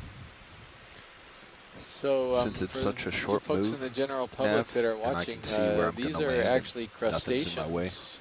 And with such They're in the same group as shrimp and which lobsters and with crabs, minimal believe it cable or out, not. we can make it These pretty are quickly, not worry about this barnacles, but they're drift later. gooseneck barnacles. They're on stalks. And If we had the 4,000 meters actual, what cable, appear to we be wouldn't wanna antenna coming out of be them worried are about that actually layback. modified But feed, with if you will, only of the 1,500 animal out, that we he's can move using pretty quickly, to and collect layback will food catch from up the water. right away. So they're really gorgeous animals, and this particular one we're looking at right now, we do not recognize, and so it's a could be a different one than one that we saw a lot of yesterday. Not really sure which this one is. Yeah, and then actually you can see hydroids coming off, so these tiny hairs coming off the gooseneck barnacles themselves. And then on one of these hydroids at the top, there is a different species of gooseneck barnacle, so these very small ones. And another thing about barnacles is that they have these hard plates, and you can see on the big species there those white structures. So barnacles, their soft tissues are they can hide or go put their feet back into these 6 plates. And barnacles are permanently attached to the substrate, and they are suspension feeders, so very similar to corals. So they use these cirri or modified legs, as Chris mentioned, to capture particles that are suspended in the water column. They're really beautiful animals. This has got to be one of the prettiest, the most attractive gooseneck barnacles we've seen.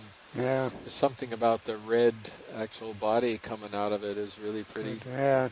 And the common name of gooseneck barnacles comes from the stalk that resemble the slender neck of a goose.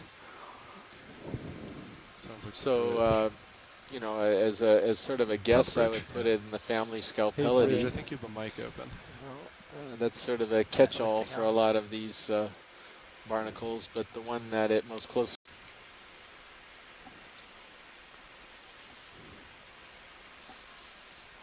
Another one of those echinothuriid urchins down there, the Sparosoma obscurum, is familiar to us. We are in the Pisces submersible dive depths, and so we've imaged that particular urchin on a number of occasions on submersible dives. Not at this location, but at other locations. Pilot, would we be able to do a quick zoom on that white colony with the brittle stars that's just beyond the urchin on the rock? Of course. That could be some Video. Test complete. Please see no further alarms. Yeah.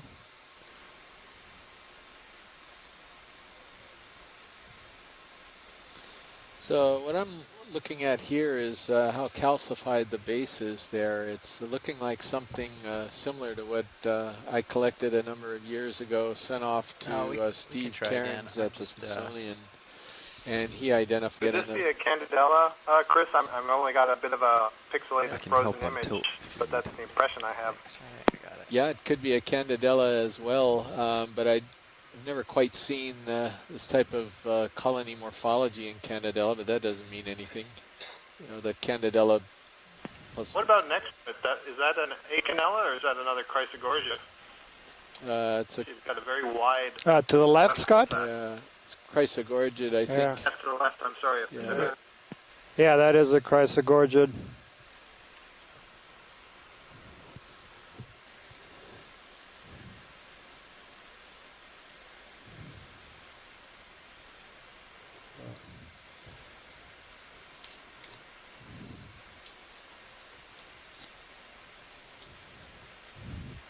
Thanks, Bridge. I don't know. I think, Scott, that the polyps are, there, it's coming out at right angles, but I think they're generally downward. There's a downward trend to them, because in this case, downward means sort of to the right. And I would tend to think it's more Narella, but I'm not sure. Copy that. And from what I can see, I don't see worm tunnels of any kind. Yeah, I don't either. So there's another Narella alata, which is down here, which also can exhibit pretty strong calcification right around the base of it. And it's possible it's that, but that, again, this is pretty bushy, again, compared to the ones we've seen. So, yeah, and maybe we can just go with Narella as our ID here. Musicae question mark. Just getting this branch point here. Okay. And it's just above the node again. Scott, a lot of these sure seem to be just right above the node where they're branching. Smaller version of the one we were seeing earlier, perhaps? Yeah, perhaps. The hair on the Sirius. I'm trying to watch my butt. butt end.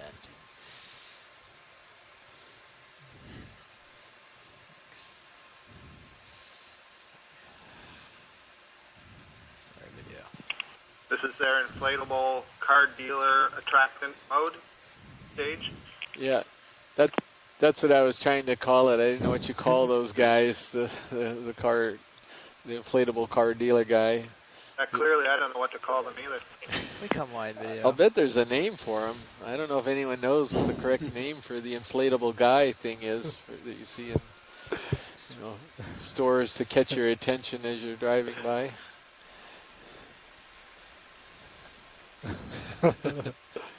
This is gonna justify a Google search either later tonight or by somebody on shore. What do you got for keep seeing these Walteria sponges. There's a nice coiled, unbranched. Hills. Another sea lily. Turning out to face it. It's growing on the sponge. And is that another synaptic branchiate? I think it's a coral, actually. It's sort of one of the whip corals that's kind of blowing around in the breeze here. Just ahead of you, it looks like. It's not much of an uphill. This is it, this direction. Settle back around in front of you and see. But it seems pretty,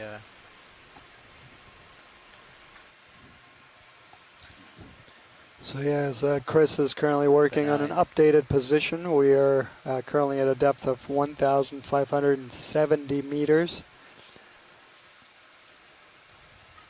The top of this pinnacle that is coming up was around 1,550, and the terrain flattens out a bit more afterwards. Yeah, so we're sort of climbing this little knoll here. It should elevate. And we're on the slope of it for sure. Makes sense, but yeah, it doesn't look that steep. All right, Nav, why don't we head due 30 Hawaii time. So in just about 3 hours from now. Hi, can I get a 40-meter move due south at 0.2 knots? Yeah, just a lot of chrysogorgid corals here. And, maybe we could get a close-up of this gold-looking colony here while we're coming up and over. Yep, thank you. Looks like it's another one of these plexaurids, maybe a perimuricid, although not really sure, but we'll find out.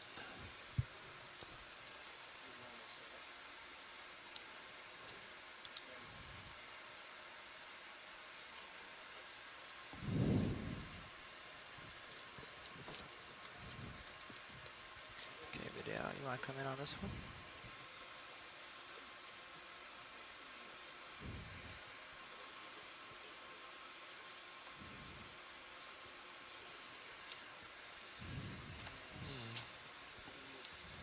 I don't know.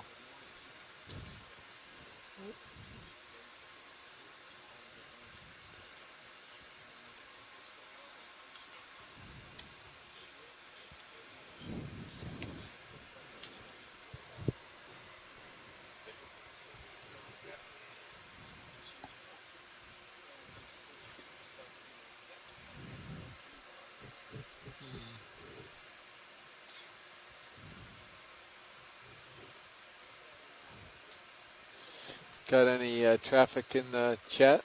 Yeah, so Scott also agrees that it looks like a parameris, yeah. Yeah, good. Okay. Yeah. Yeah, okay. Yeah, that looks more, that particular view, maybe it's just a lighting effect. We do see one of these. Yeah.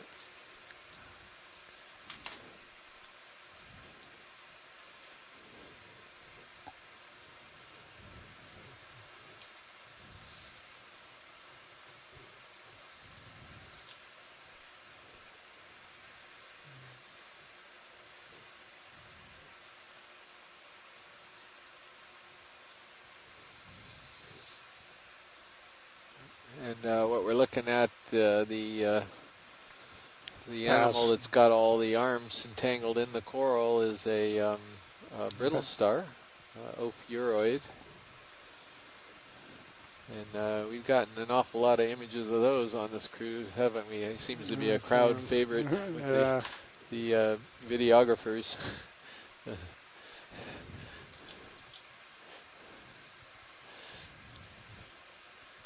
Our issue with that particular animal is that very few people that we're aware of really work on that group that we know of. And so we don't really know how to go much further than Ophiuroid in many cases.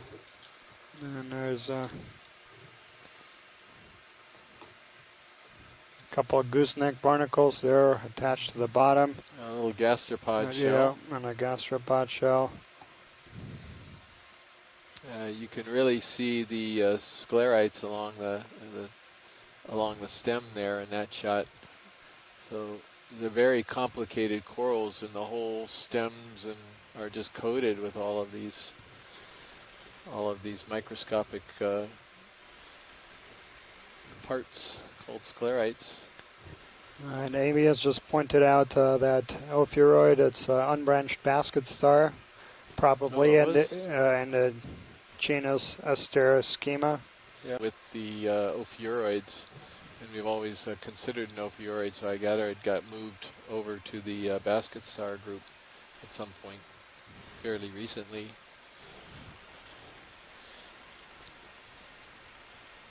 Yeah, and they are Ophiuroids. Excuse me? They are Ophiuroids, the basket star, yeah. But yeah,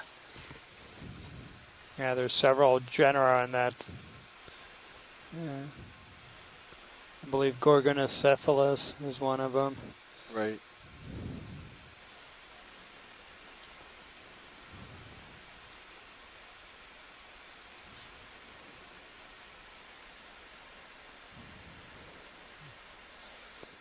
So if you're just joining us, we'll keep outputting occasional reminders of where we are.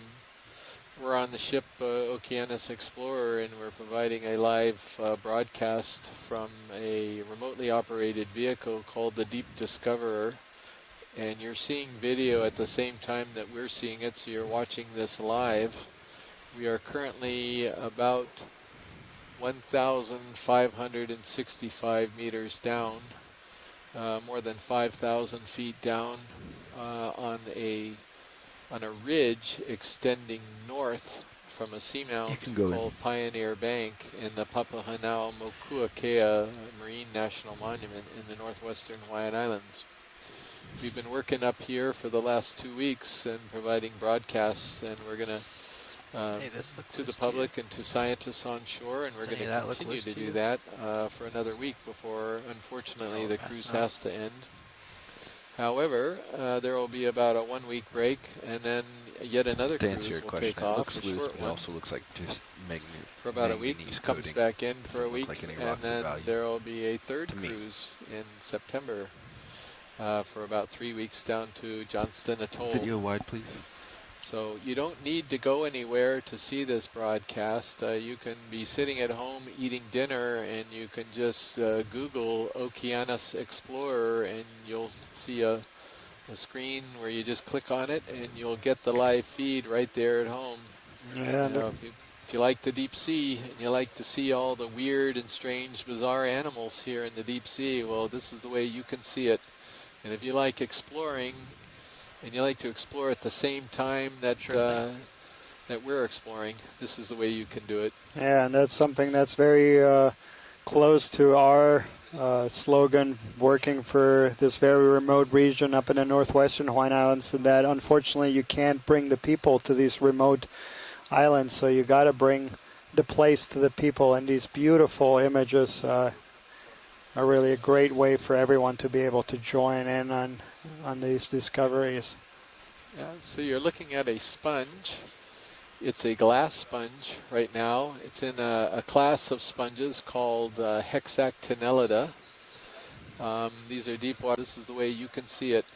And if you like exploring, and you like to explore at the same time that that we're exploring. This is the way you can do it. Yeah, and that's something that's very close to our slogan, working for this very remote region up in the northwestern Hawaiian Islands, and that unfortunately you can't bring the people to these remote islands, so you got to bring the place to the people, and these beautiful images are really a great way for everyone to be able to join in on these discoveries. Yeah, so you're looking at a sponge. It's a glass sponge right now. It's in a class of sponges called Hexactinellida. These are deep water specialists, and you're looking at some of the framing of the sponge and the microscopic parts called spicules. Yeah, and you can on the close-up see these are the skeleton of these, is they have these lattice like structures. Yeah, and that's what distinguishes this group as well. Yeah, and so when he first took a look at the sponge, he gave us a good close-up of the base, and the base is very informative for those of us who like sponges, because that tells me immediately that it could only be a couple things, and I just know from my own experience that it's in the family Pheronematidae, and it's in the genus Poliopogon. And right now we're classifying this particular species as Poliopogon species A. Okay, video. And I think, or it could be, actually, I'll check in. Looks like it's actually got a atrial surface on the top part, so I better check it too. So it's actually Poliopogon species D. So before a particular species actually gets an official name, once we've actually figured out that it's a separate species, we need to give it something, some kind of name. So often we use numbers or we use letters. In this case, this particular animal is new. It's being worked on. It will be described. But right now we know it as Poliopogon species D. Yeah, and that just gives the viewers a little bit of an idea that it is a lengthy process. So once you do find something that is a new species, it takes a while to do all the proper analyses and write up the description. And in the meantime, you have these placeholders, as Chris was alluding to, these species 1, 2, 3, or A, B, C. So it is a fairly common species at these steps, but it does not yet have a proper scientific name. So you may be hearing a lot of ringing. Today is Fire Drill Saturday on the ship, and so there's going to be active fire drill right now. Thankfully, those of us in the control room are exempt.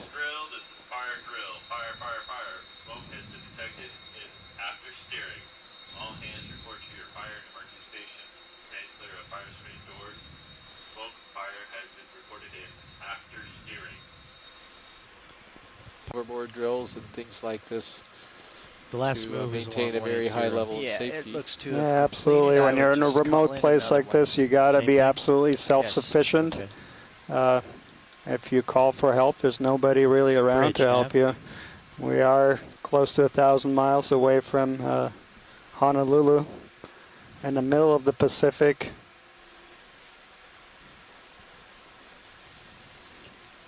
As a sort of an odd colony of a coral we went right over. It was a branched Walteria, probably a result of damage or something. Yeah. That it had two heads to it, the Walteria So it sponge. looks like it kind of went from ridge. So what you're looking at, I'll just give a little summary for those of you who just joined us. These very sort of spiky-looking, glassy-looking things are glass sponges in the genus Walteria. So interspersed amongst them are some fluffy, sort of lighter colored creamy corals, and then we think these are chrysogorgids, and then there's some yellow type of sea fans as well amongst those, and we think these are both of two different families, Plexauridae and Acanthogorgidae. They're mixed in. And then you have a bunch of these are unbranched corals that these look like whips. You can see in front of you right now. We think these are in the family Plexauridae. And then ever so often you see these very small white spots on the substrate, very small, and these are solitary cup corals, scleractinian corals, so they are hard corals. And they're in the same group as those corals that you see in shallow water reefs. Sure. So this is one of the Walteria sponges that he's zooming in right now. I'll give you a good look at this, and it's got a little shrimp. Oftentimes these sponges have other types of animals that live both on them and in them. In some cases, the animal may be trapped for life inside the barrel of the sponge. But that's fine for him. He's still apparently able to get enough food, and he's totally protected Bridge, inside can I have the a sponge. 40-meter move?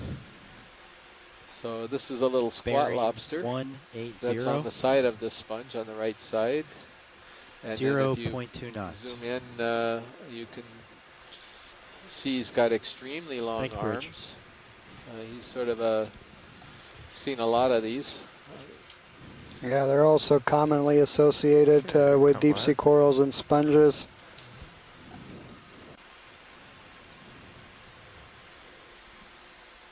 So this is what we'd probably describe as a moderately dense community of corals.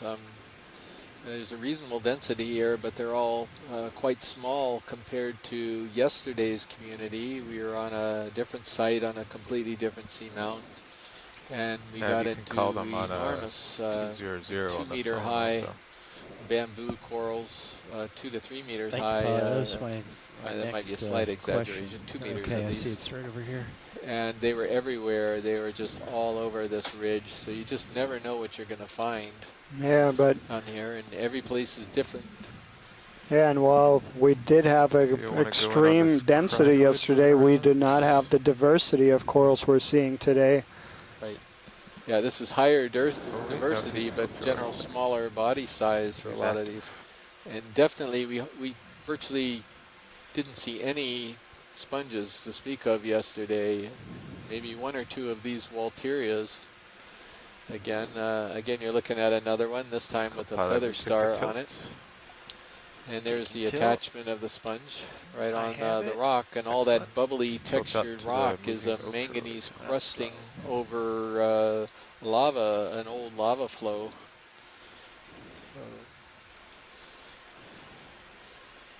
There are some brittle stars there, and that's the guy climbing down over the feather star, and another guy twined amongst the cirri, or the feet of the feather star. Yeah. Come down a bit. Down slow. And so both the brittle star and this crinoid are echinoderms. So in the same group that you would have sea cucumbers and sea stars and urchins. They're distinguished by 5-sided radial symmetry.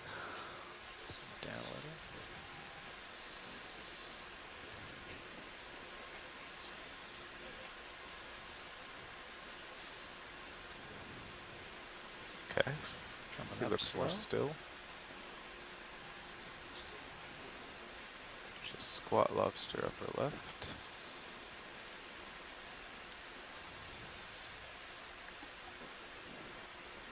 Do you want to go in on the squat lobster? I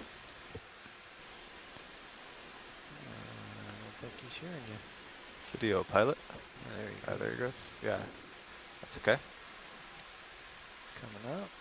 So these, I always default to these large yellow ones as Glyptometra once I finally figured out.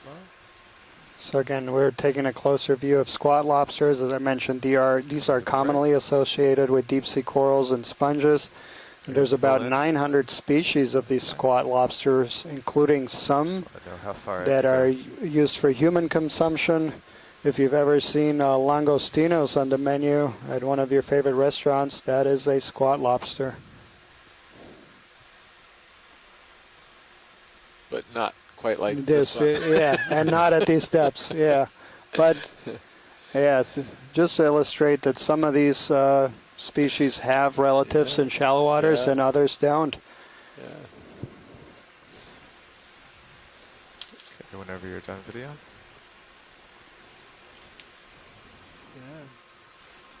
Pretty nice view.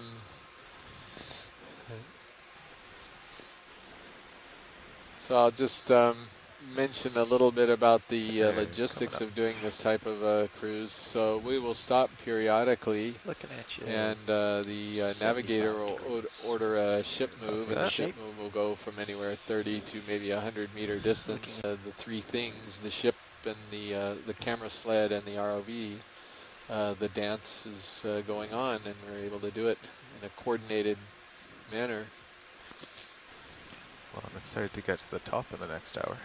Yeah, and then of course these three vehicles are tethered to each other by cables, which makes it a little bit more complicated. None of them can move freely. So we're coming up the side of a kind of a pinnacle feature, or a dome on the top of the ridge. And one of the things we're interested in understanding, of course, is how this type of topography influences the density of animals in a community. Yeah, so a lot of the sites that we are targeting on this particular expedition are features or topography that we think is helping to accelerate an occurrence. And that is because a lot of the organisms that we're interested in studying require places where you have high current flow, and I think there's a fish there to the left of the screen. Oh yeah, we could get this fish. Of course. Yeah, good spot. And he'll move to center. Yep. Don't go where the fish is, go where he will be. All right, so I actually think I'm almost... And I'm moving back under. To go. Yeah. Okay, let's there see he if we goes. got it. You know, I'm going to peg the family as a deepwater Came cod right in to the follow family you, Mority left. based on ID. But Not quite caught up. No. Directly below. I used to see a lot of the Lemanima in shallower 300, 400 meter depths when I was doing dives, submersible dives for a bottom fish fishery here in Hawaii. So What's the direction of our move? 180, pilot. Oh, gotcha. Okay. Yeah, looks like you're on the edge of the ridge there. I'm going to swim my head it's over one of those to big look at you. polyopogon sponges, and more of these Walterior sponges are going over. And I'm looking 205. Okay. Should probably put a little more west in the next move, Nav. Copy that, co-pilot. Yeah, He's and got targets to his Scott is left, mentioning so that it looks like there's a lepidicid or an unbranched bamboo coral, and yes, we are coming up on one. We've had a little bit of bandwidth problems today with the video being choppy for our shore side viewers, and I hope that will get resolved later in the dive. The ship move is complete, so should I go ahead and just issue the next one? Yeah, 230, 40 meters, 0.2. Copy that. You're faced about 230, so I'm good to so loiter. we've got just a little ways to go before the crest of this little dome feature. Bridge, Nav. And it's probably my imagination. Bridge, could I have a 40 meter move?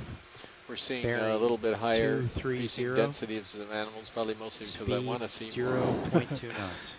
Higher density, but I mean, we definitely saw an increase from where we landed, and then as we started going up the flank of the ridge. That's oh right. yeah, is that an Acanella? Yeah, it looks like the Acanella weberi, or what we're calling Acanella weberi. We just passed. It's gone off screen to the right.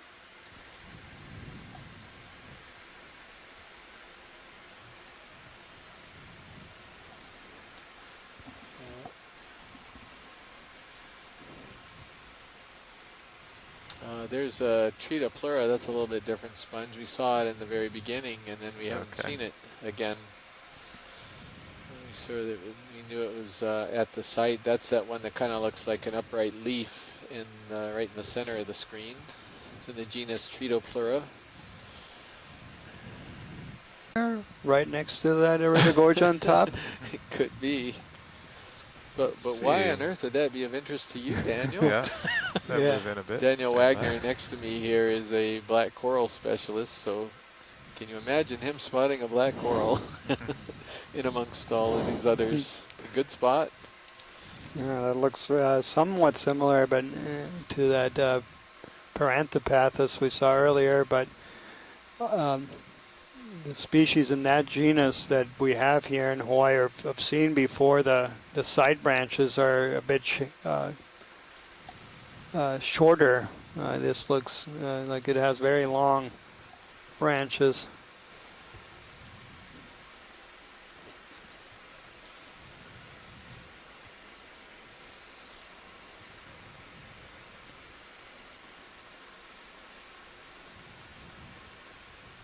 Okay, Copilot, you take my camera.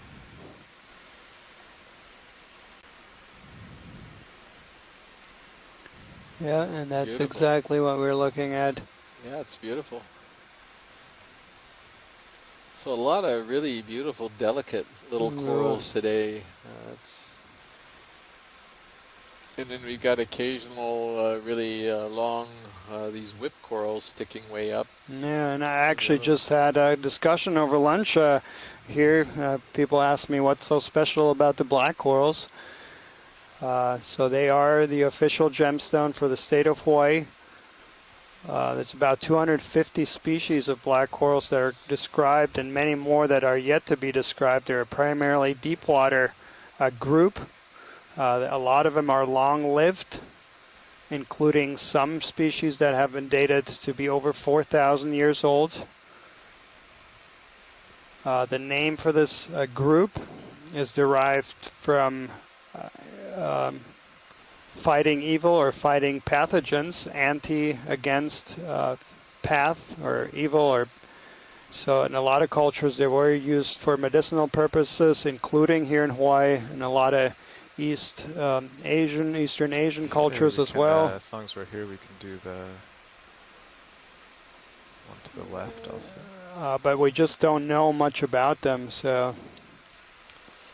And behind it looks like a little Chrysogorgia stellata, and the one that's to the left of it, to the right, is an Iridogorgia. Again, different family. Rotate around a bit. It's a pretty scene right there with the grouping.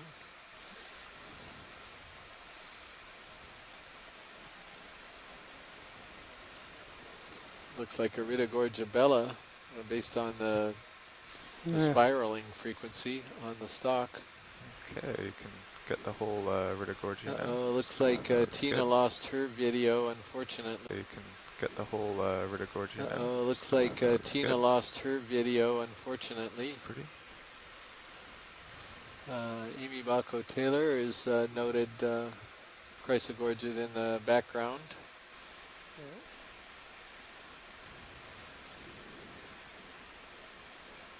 Okay. Looks like it's got all types of these little polyps, as well as a couple of gooseneck barnacles on the stem.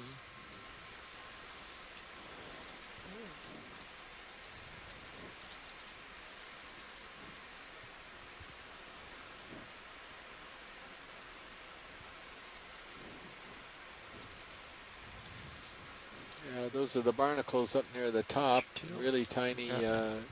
They call goosenecks because they're actually on a stalk. They're hard to see right now, but they've got a little stalk versus the kind of other types of barnacles that just attach on rocks, particularly off to the eastern seashore of the United States. You have a lot of these a little more time.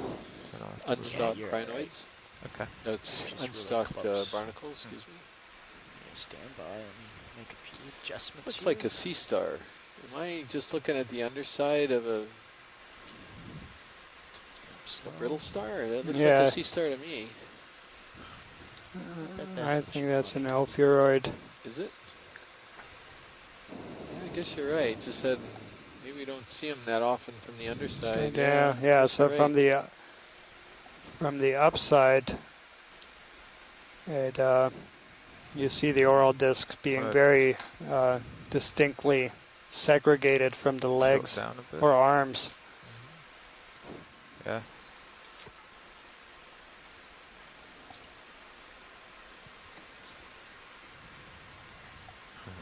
I'm not really moving, the coral is moving. Yeah, so we do have a bit of current, as you can see from this view. You see the branches coming off, and this is a point that Chris made earlier, is that the way this is shaped, it's basically funneling through there, the water flow. And Okay, whenever you're done with it. and actually, this is common in a lot of corals, is that the polyps will actually face the downside of the current flow direction. And that's because what they're feeding on, particles, can be easier captured in these turbulent eddies downside of the current. And the only problem is that all those polyps are closed up, and it's almost as though the current was too strong, where he wasn't. So Like they've retracted the polyps. 5. Away you go. To sort of a protective, non-feeding position there. Yeah, go ahead. Over the So that last move is complete. little top of this. Let's see what happens when he gets stretched out here, where he ends up. I think we're following this dike protrusion here. Copy that. If it doesn't peter Looks out, like we'll they put out the fire successfully. That is the fire drill that they have every Saturday on the he's ship. looking back from behind him. So it's good So to wait, Paragorgia there, especially on the with side the short of lag. this very 3-minute. sharp feature that we're coming up here. That's must be chances on are or before near I the get summit ahead of him, we'll want to zoom in of on this something. little pinnacle. If I align myself with these features, it brings me much more westerly. It brings me to 235, but we'll see if he's still at 235 relative to me when he gets stretched out.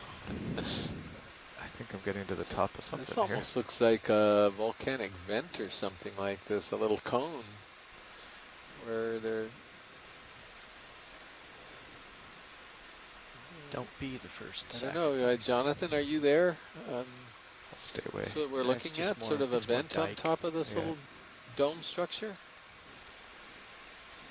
Do Chris, you if want you to look zoom at on the center? At the Sirius view, got more of this linear Still in the dike-like chat, stuff. like so rock. he's around. Okay. Maybe he'll answer via chat. Joe, brighten up Sirius.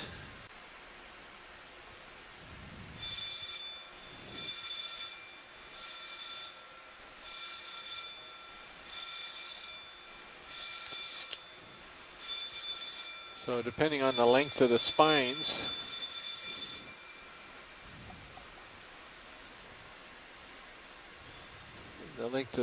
it's either going to be a lithoides or a neolithoides.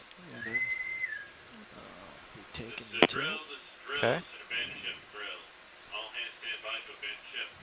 Bouncy still. Okay. Let's go in. Got it. Yep. Come on, right. Okay. There So we go. now they're going to do the abandoned ship drill. Now how's that for picture? Come So right a this little guy is probably Lithoides longispina. So it's a stone crab. And we are aware that they're down here. And they are spectacular, as you can see. Let's see what I can do about that. I think it's because he's high. I don't think I have anything up in the lights. Upper swing arm up.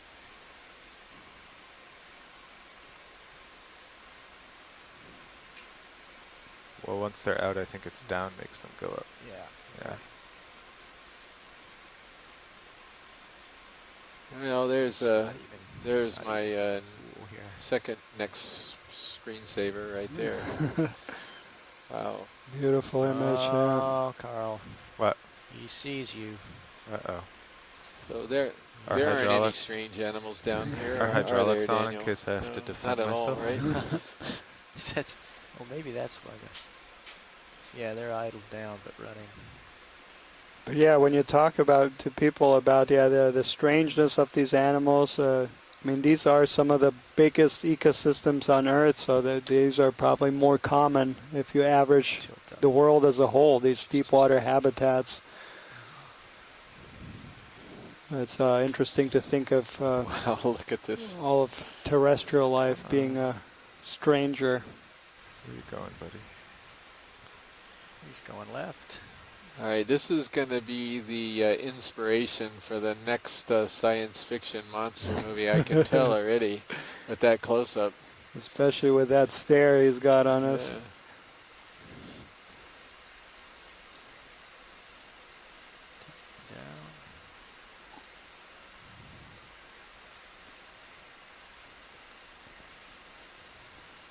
They're so magnificent. That wasn't particularly graceful, but he's magnificent. Okay.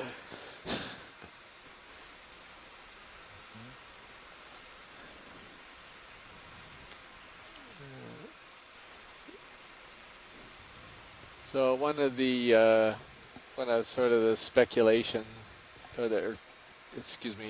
some speculation about why these crabs are so spiny.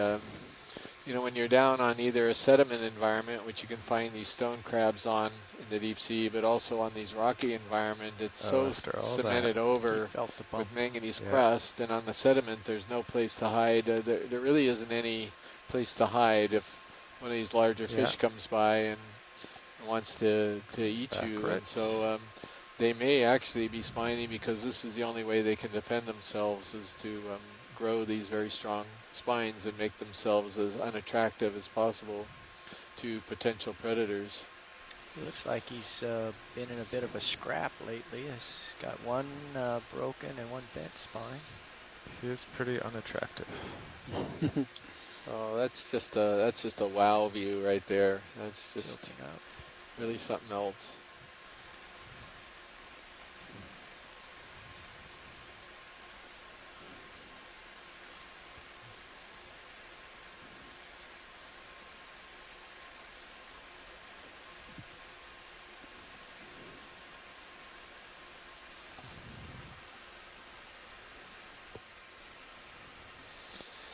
Amy is desperately trying to divert our attention back to corals. That's a tough one, Amy. We will shortly, I think. Yeah. But actually, that brings up a point before we take off from him. Were there any corals in this immediate view?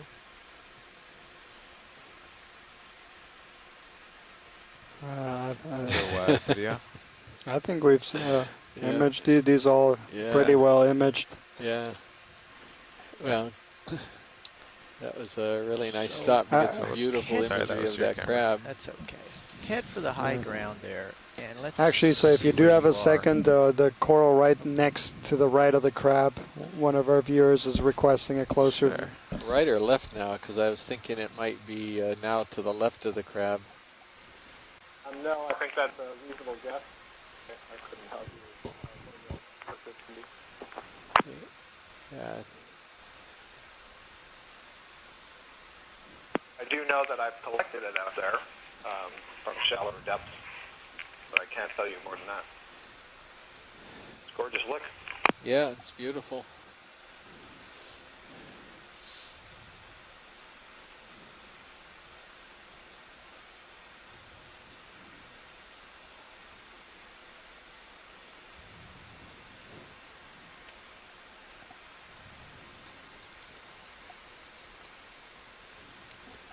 Yeah, so superficially and from a distance, you'd think it's just like many of the other ones down here, but because the chrysogorgids have a very distinctive look, and in this particular case, the colony morphology is something that can cue you in that it's different. It's just, it doesn't have a stalk like a lot of the other chrysogorgids. It doesn't really grow up in sort of a column or a pom-pom, if you will, like some of the others. Okay. Yeah, thank you, pilot. No problem. Paragorgia there and a Hormathiid. Video, you can zoom the skids out. Anemone.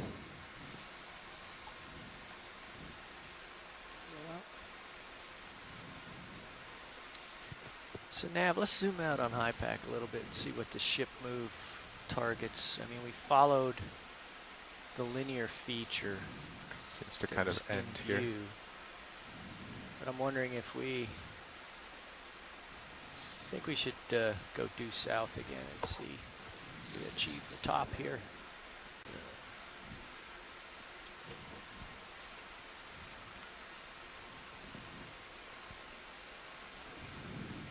All right, thanks.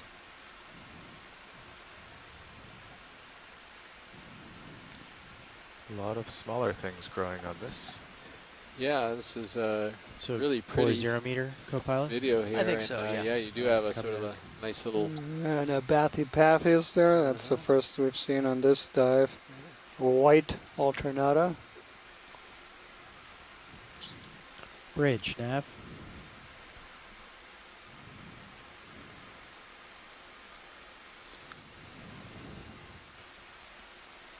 Bridge, could I have a 40 meter move? Feather Bearing star growing on that poor little 180. coral. He's bending them over. Speed 0.2 knots. Okay, I've almost done a full circle. Gonna peel off here and head back. Yeah. Yeah. Just That's right, Bridge. bring your head to south and let's see what your sonar shows. Oh, well, that's the marvelous thing about this type of work, this exploring. We just don't know what we're going to see. Yeah. And it's marvelous. We have not seen anything like this particular community so far. We've seen some of the members in other communities, but never this particular So keep going grouping around of the species south. as being The the stuff dominant off to your left members is- of the might communities be we've been in. indicative of Absolutely. where we need to go. The top. We may cross a little bit of a valley here, but I think that is the high ground. Again, that's See supporting what bear- a which little way bit it the bears. concept of localized recruitment, at least partially involved in how these communities form. Kind of That's a roundish. beautiful view there. That this roundish feature there underneath us. Yeah. Yeah, and just the three-dimensionality of the terrain. Yeah, this has really got quite tortured here, hasn't it? Yeah. Quite a lot of relief here right on the top of this little pinnacle. The ship still stopped, correct? It's taken off to the south. We're Oh, going to do a that's 40-meter move to seems the pretty good. south and then take another look around. But I think Okay, that's ultimately we're going to need to get Yeah. more east in it, maybe.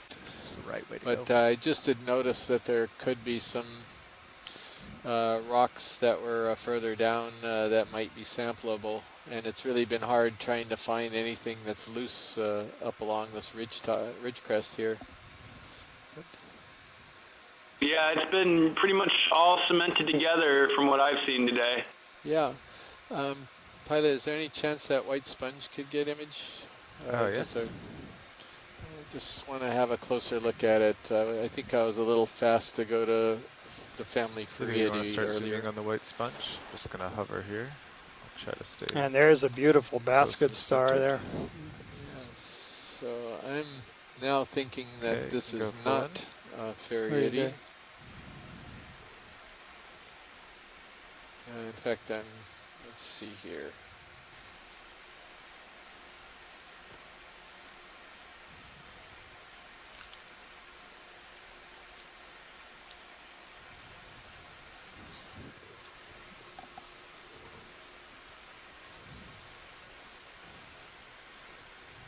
Coming back down. Where is the one I'm looking for here? Is it? Oh, here it is. Oh, yeah, I take that back. It's looking like, well, it's sort of what we're calling a third species of Faria near Oka erecta. So it's not quite the same as the other one, and we're calling it Faria species 3 near Oka erecta. There's something else it could be. It's not quite right. It's bothering me, and I'm trying to figure out the name of the other thing it could be. And there's also a request, there's a mushroom coral in the vicinity. Oh, it's, yeah. Coming back down. This is maybe just 50 Oh, centimeters, there's or one up here. yeah, I think they wanted this one. Oh, so this one down in the hole. So it's just about 50 centimeters right of the sponge that Oh, we I see imaged. it. Yep. Too far up before. Or actually the one below it is actually better, right below Okay. it. Oh, I see it. Yeah.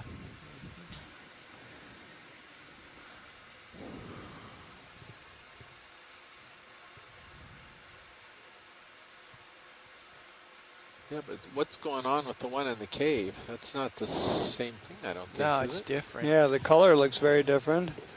It looks pinkish. It might be worth taking a look at both of them since we're here. Yeah. Could you tilt me? Sure. Okay. Let's zoom on the one right in front of us because it's right And in there front of looks us. like and some then zoanthid overgrowth on that. There you go.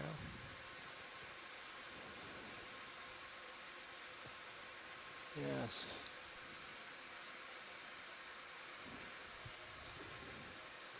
Yeah. Whoa, full wide. Oh. Wow, look at all of them. Just going down the face of the rock there, a lot of small looking ones. straight down at you and kind of on a little bit of. Look at all of them. Just going down the face of the rock there, a lot of small looking ones. straight down at you and kind of on a little bit of a wall here. We should Okay. pop up over here. Nav, can you mark this wall? And watch lead, we do have to move on, but Roger that. I think we can come back here. We're pretty close to the top, so we'll put a mark. Yeah, it's a pretty wall. Looking It's certainly back got a at lot ya. of stuff on it. And yeah, I wouldn't mind taking a look at a couple other things. And come right when you clear it.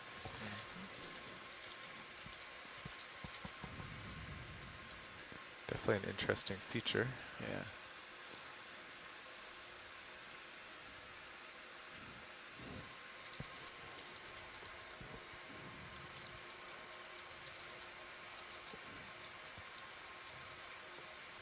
Facing almost due south right here if you were watching particles in the water. These things scare me a little bit. What about them? Just all the arms and the fact that the arms never stop moving. Seems like a big waste of energy unless each one has food in it, right?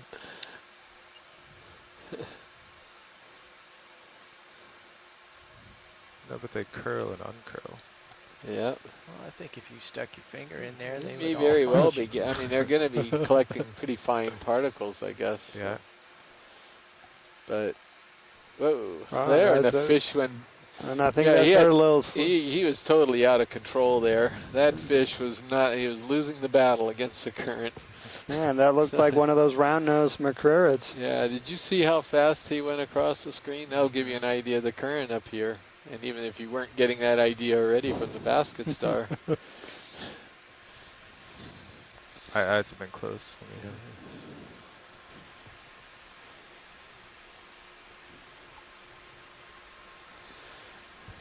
So given that we're facing due south, then right to left is going to be a west to east current direction, and so it's very clearly the current is coming from the west. Great. Okay, looks Yeah, like this is what we've been seeing on the vast majority of a dive, this east-west or west-east direction. If you're just joining us, we're broadcasting live transmission from the seafloor at 1,536 meters, so about 5,000 feet down on a seamount in the Papahanao-Mokuakea Marine National Monument in the northwestern Hawaiian Islands. We're on a ridge feature that's extending north from a seamount called Pioneer Bank. And we are exploring deepwater coral and sponge communities on this ridge and also documenting what else lives in these communities. And we found a lot of things already, a few fish, some spectacular crabs, lots of feather stars, all types of things. Yeah, and in addition to documenting the sea life, we also have collected quite a few rock samples on this expedition, including on this dive. And that's because a lot of these features, these mountains, have never been dated before. And that looks like another your one. buddies, Piranopathes. Sure. Come up for me. Coming up slow.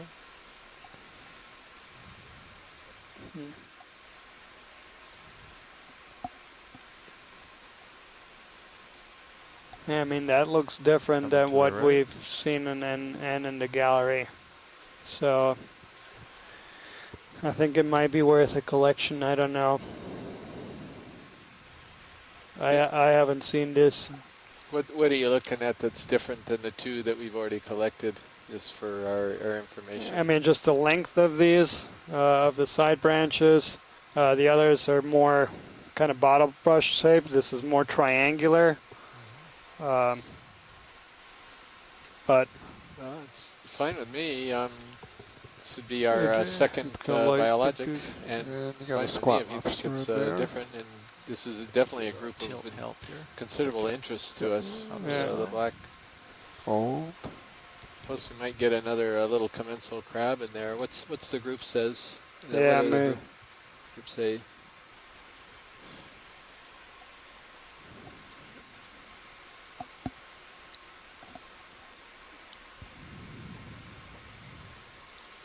Yeah, we're waiting to get a little bit more opinion from the group that's participating here.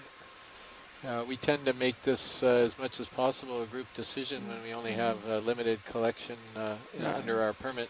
Absolutely, and it is definitely a very collaborative effort here. Keep drifting back. It's good.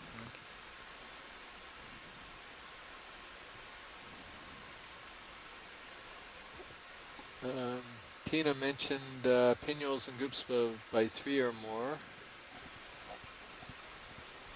Amy's fine if she thinks, if the group thinks it's informative. I would leave that to Tina, you, and Scott right now, because the 3 of you have done the most work on the black corals. Wide video. Scott set up says, the image not to. Sounds like sampling is imminent.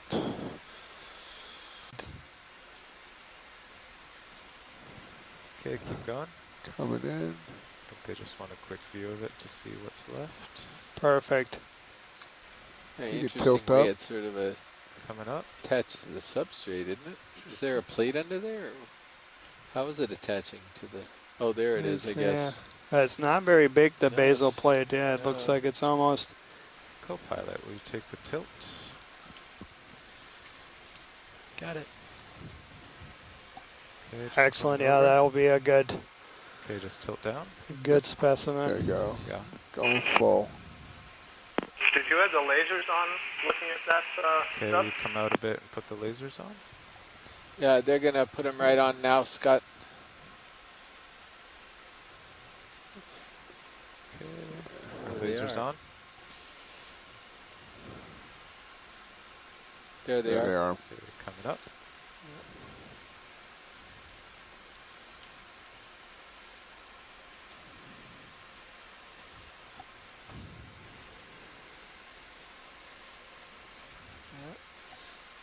Okay, happy with that watch leak? Yes, very much. Thank you. You're welcome.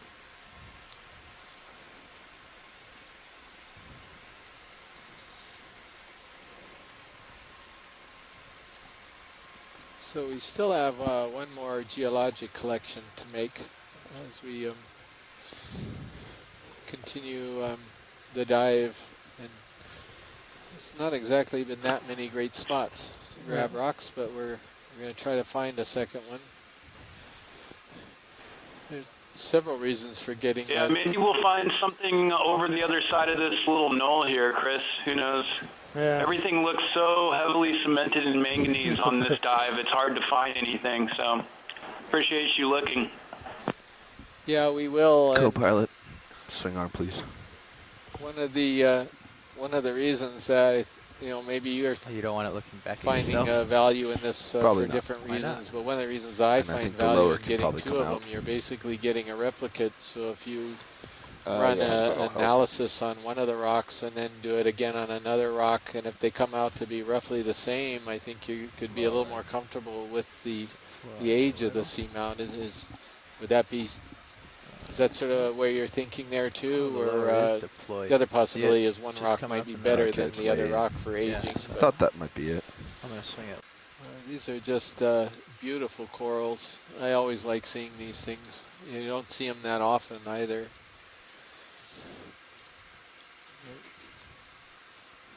Yeah, big purple polyps, really quite colorful, spectacular. Yeah.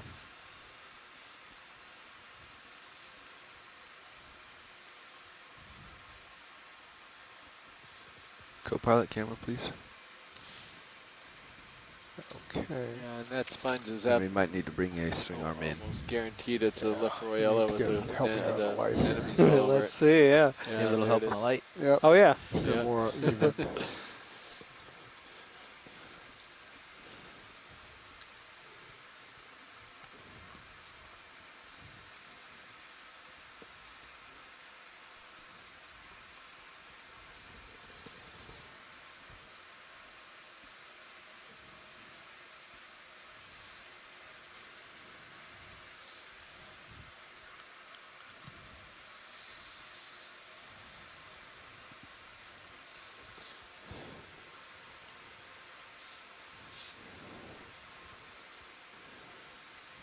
How's our light looking?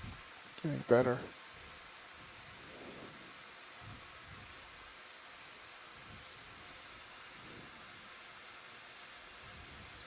I think he brings the other arm in a little bit. We're ready to go. I'm going to give this a shot now. Free to zoom? Yeah, go ahead. Now that's a beautiful coral. Yeah, absolutely gorgeous.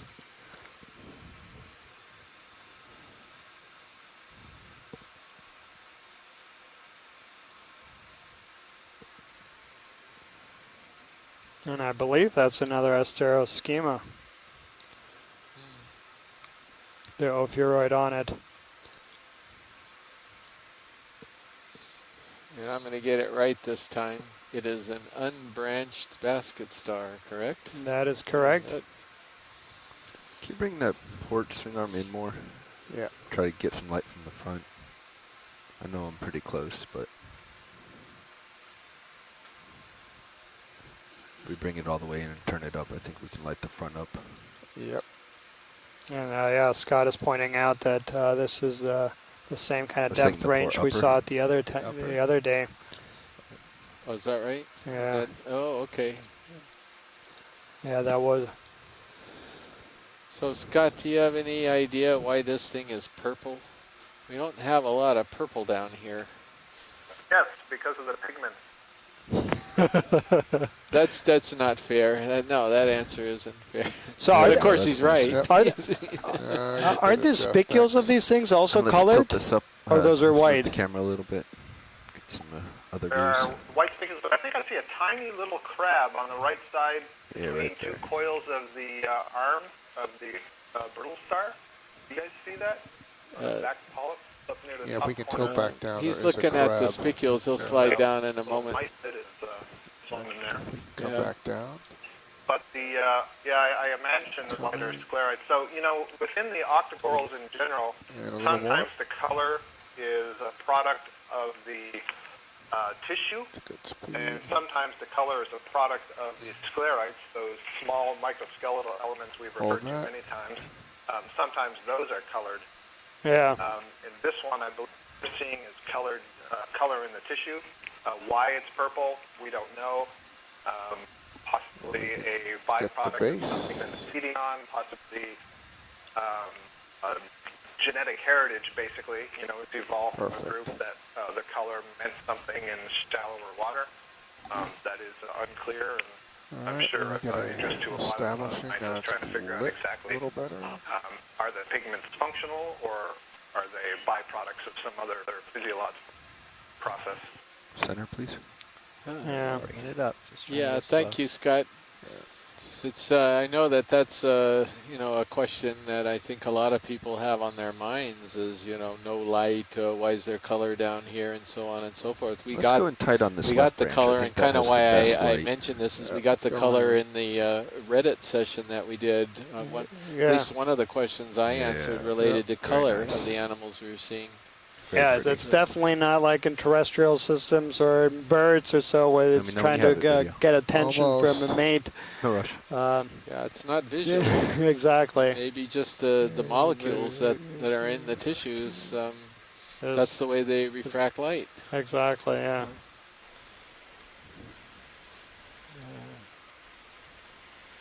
Good? We're good. Excellent. Right, Yeah. coming right that's to the pretty- sponge. Yeah, because I'm pretty sure you're going to see it filled with anemones again. And it looks like it's another one Sorry, of you these. just said something earlier. Sorry, go ahead. No, go ahead, Scott. Look at that big spot lobster in the apologize. background with his claws out. Yeah, in shallow water corals, a lot of these colored pigments are used to absorb sunlight and much like a sunscreen to protect them from the UV rays. Yeah, Of course, once we're this back deep, up, bring the light there is no sunlight penetrating, back. so that presumably is not Bumpy. They still have pigments that they're There's light on it. Yeah. And well, the point that Okay. Scott is making here is that a lot of the shallow water corals are actually transparent to tissue, and the color that you see is from the symbiotic algae that live within the tissues. And of course, we are very deep here, and there is no photosynthesis. You don't have the symbiotic algae in the tissues of the corals, but you have symbiotic anemones like this sponge. Yeah. And we don't really know, what this. And there's a beautiful basket star on the top of the sponge. Yeah, so what we're talking about is we're not talking about this Try to big get the top. yellow feather star that's on it. We're not talking about the basket star or the pink ophiuroid. We're looking at those little guys, the little pink guys, that actually live in the tissues of the sponge, and they're sticking out And going back everywhere. There's hundreds and hundreds of these things on the colony of the sponge. And every time so far that we've come across this species of sponges, it always has these, Jeff. what we think Come are up a little. anemones Tilt up. growing out of it. And it's one of these really weird relationships, There you go. not weird to Hold them, that. but weird to us, that Very nice. we don't even understand how it occurs. No, we're going to go Left Royella on this guy. I did all the spicules and looked at all of the specimens, and then talked with Henry about this tilt by down. email, You can do the same we're speed. That convinced was that really these good. are all in that genus Left Royella. Excellent. Yeah. Yeah, very interesting association there, and we were speculating about, these are both the anemone and the sponge are feeding on things that are in the water column, and how do these two things coexist like this? Maybe, and a couple of possible explanations that were offered by our shore-based scientists, that maybe they're feeding on different sized particles. The light down. I'll make up for it. It's obviously not harming the sponge, because that sponge is alive and well. I mean, it's very, very healthy. You can tell by the white color of the tissue. When the sponges are dying, they tend to turn brown pretty quickly. And so the entire sponge is extremely healthy, as are the anemones in it. So they like each other. They're getting along great. Going in for the base. Yeah, no, they're just... Now that's dead. So that's an example. He probably heard me say that. This is a perfect example of what dead sponge looks like. And then right above it, you can see the live sponge right above it. So perfect. Everything's alive there on this colony except for this little dead spot. Yeah, and Amy Baco-Taylor from Florida State University here offered another interesting idea. It might be that the anemone is... the sponge is feeding on waste from the anemone, or could be even vice versa. I don't know if you could pirouette around the front side of that sponge. Is that possible, or a little difficult in the current? We can do it. But yeah, there's just a beautiful example of what we've been highlighting time and time again, is that we're targeting these communities because sponges and corals are these ecosystem engineers that provide habitat for all kinds of other invertebrates that live within the tissues of and around the branches of corals or inside the tissues of sponges. And yeah, you have at least a half dozen of other invertebrates associated with this sponge. Yeah, Roger. There's a little crab in the center of it. I think we saw one of these crabs in the other one too, or one of the other ones. Yeah. That's making it But worse. yeah, so that's the second type of Left Royella that we found and sampled that one day. That's making it But worse. yeah, so that's the second type of Left Royella that we found and sampled that one day, where that had formed this beautiful sort of stalked vase that We're gonna have to expect lose see it. Please on come your mantle on. or something like that. It was so perfectly structured. This one Wanna tilt looks up and like look it at it? Yeah, you can might have had tilt a up. little bit of breakage and then regrowth there. But Yeah. I was going to say I another was interesting thought thing you meant about minis, this sorry. association that we're seeing between the anemone and the sponge is that are a lot more studied specimens, observations in other places, but it's very intriguing, and we know it occurs in many different kinds of zoanthids and sponges and other kinds of associations. But it's interesting to think about evolutionarily, you know, if we were to come back in hundreds of thousands of years, you know, what would that association turn into? yeah, the other thing I'm trying to figure out when you see something like that is how does it get started? I mean, like, does the sponge get started and then the anemone find the sponge, or is there some reproductive mechanism that we are totally unaware of where the sponge and the anemone are, I mean, I know this sounds ridiculous, but the sponge and the anemone are spawned together, and so they're always from the very get-go somehow linked together, but I can't even speculate on how that would happen. Yeah. Yeah, that's a fantastic question. It's something that Les and I and our students have discussed very often with respect to the Metallogorgia Ophiocritus association. Okay, go ahead. So in that case, we've seen a couple of Metallogorgia colonies today. It's an octocoral, and it has this one brittle star that's associated with it, and almost only a single individual. And I don't believe in all the records we've seen in the Atlantic and the Pacific and elsewhere, very common, we have ever seen that coral colony alive without an ophiuroid, and even the very smallest stages. And so we have exactly the same question. How does the larval stage of that brittle star find that coral? Apparently it has to find it pretty early in growth. And so, yeah, you can come up with all kinds of crazy hypotheses. Hang on a second. Yeah, and that's of course the fun. I had to take a screen grab there. Yeah. So good. All kinds of crazy hypotheses. Are the larvae traveling together? Is it possible that in the case of Metallogorgia, it doesn't grow past an early stage if it does not have a brittle star associated with it? Oh, we took down. You know, so many questions that remain to be investigated. It's fascinating. Now where I'm going up to. Yeah, it truly is fascinating. Hold That's why I've got the one specimen of Leproella. It's on my right there in my lab, and every time I look at it, I'm absolutely amazed by it. And you know, one of the classical symbioses that we study a let's lot come and up, talk get the about top. Let's get the We've top and get on. Given this a lot of time. Yep. Stony corals, scleractinian corals that produce coral reef, like you would find in shallow waters in Hawaii and Australia, etc. Referred to as hermatypic corals, and in the tissue huge of the disc. coral are that's the beginning of a basket star. phytoplankton, which could be free living, but are found living inside the cells of coral. And there's a very stable association. At one point, presumably, they evolved as completely separate organisms and came together, and now are only found together. Actually, I should clarify this because there's a lot of study. Excuse me. went off to get a grab again. Yeah. Sorry, bleaching the situation where the symbionts are lost. Okay, going out. Thank you. Cells of eukaryotes. Eukaryotes is a major group that includes humans within it, and within our cells, we have structures called mitochondria. Those mitochondria, evolutionarily, way back when, used to be separate free-living bacteria that have become part of the... So you're looking at Patula as the most likely candidate? I think so. I mean, it's not alternata, and it's not seculata.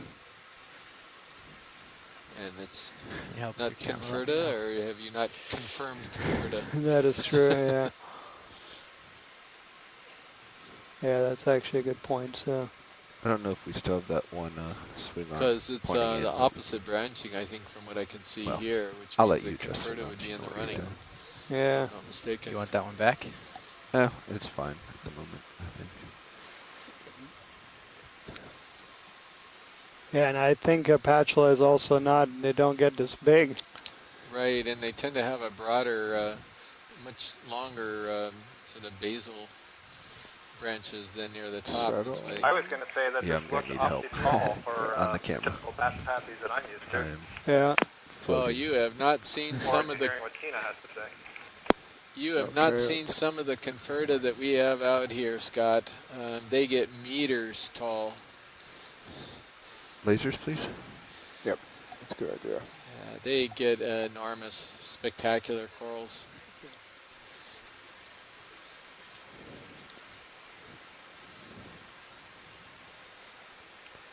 Yeah, we'll Right, try to while get you're a zoom stable, here. I'm going to zoom. Go ahead.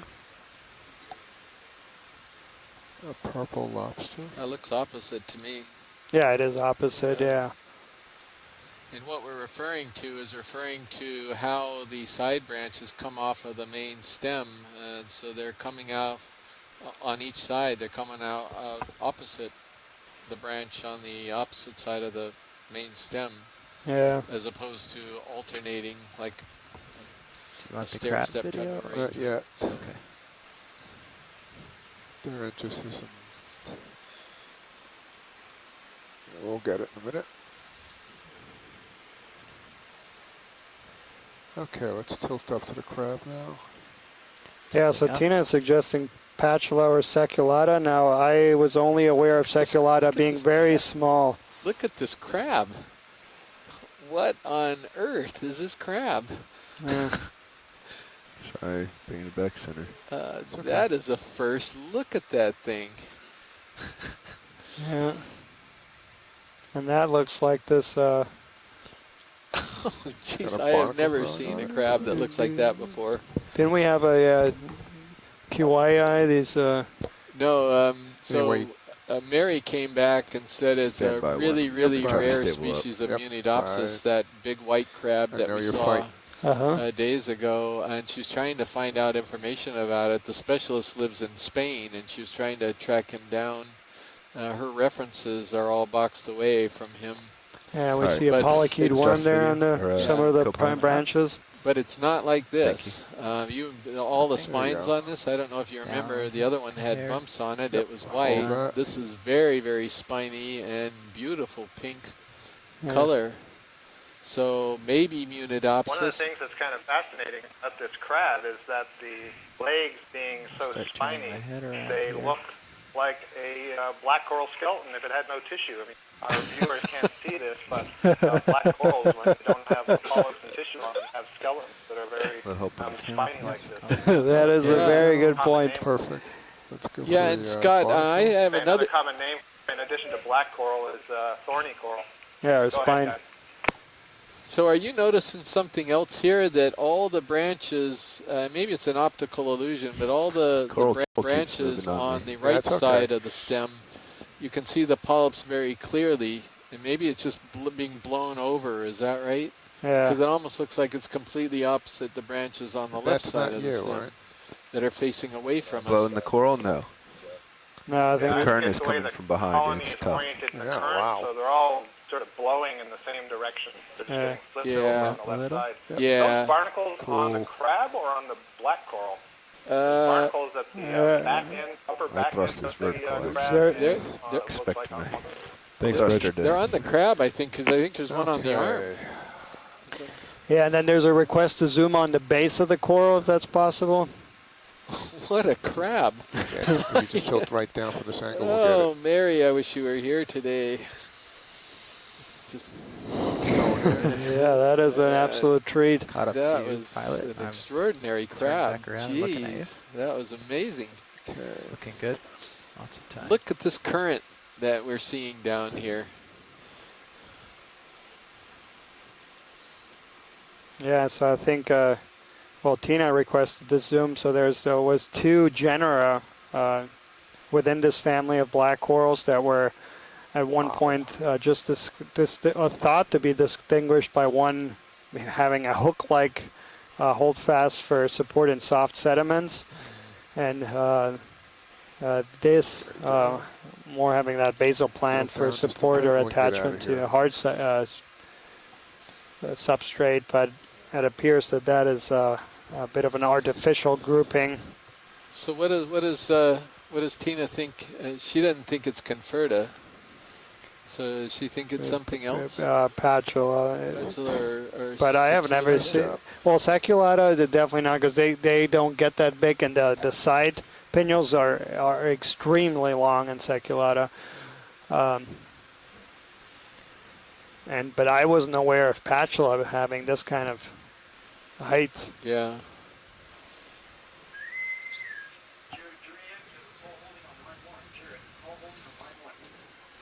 Wow.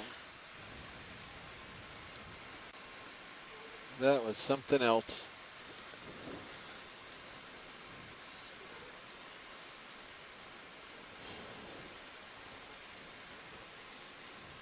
Yeah, you can see I'm off stick and how quickly I start moving. So I guess our next mission would be to see if we can figure out where we can get another rock. And fill our quota. There's a little Caliphacus sponge, the little pom-pom channeled in that swaying in the breeze. Maybe down on the here. rocks. Yeah. Scooping, but I don't think it was. I don't know. Does this look like it might be a possible spot, pilot? This little area here is sediment, or is that just deceptive? We'll take a closer look. Hey, Chris, if you don't want to stop, I wouldn't mind if we kept on going and looked for some other samples. I'm kind of worried about the very thick manganese hardpan on the top of the surface. And if we sampled something from up here, it might just be a really thick manganese coating. Okay. All right, then I guess we'll pass on this site and look for another possible site. Let's continue south.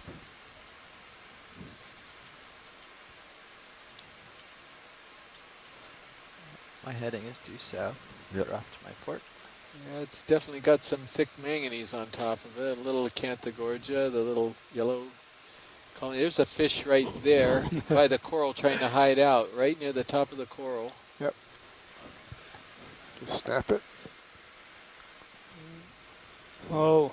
Corphinoides, I think. Yeah, if you want. Go ahead. Yep. They always know. What do we got? Who we got? Fish people here. Yeah, unfortunately we haven't had Bruce or Astrid. I'm pretty confident it's move the other way. Corphinoides and probably Corphinoides Don't want to chase this longiceus. current.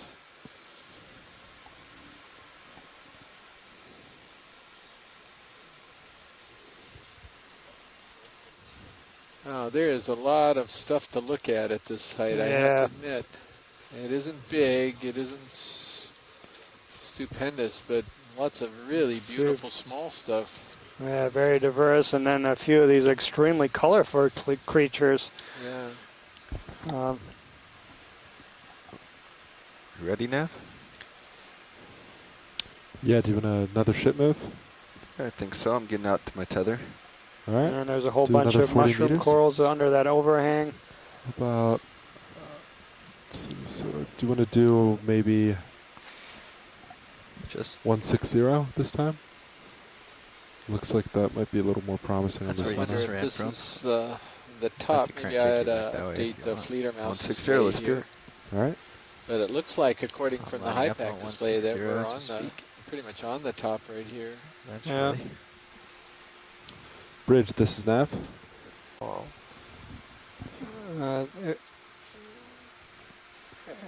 There's a request here to zoom you. really quickly on that mushroom that's coral right to the center of the screen, the red. Yeah, according to HiPAC, we are on the top. There's another one of straight the up. Villagorgia. Straight up above the lasers. Nutting eye, Yeah, that Roger. purple one. And very colorful, a lot of Go ahead, colorful video. Going in. colonies here today.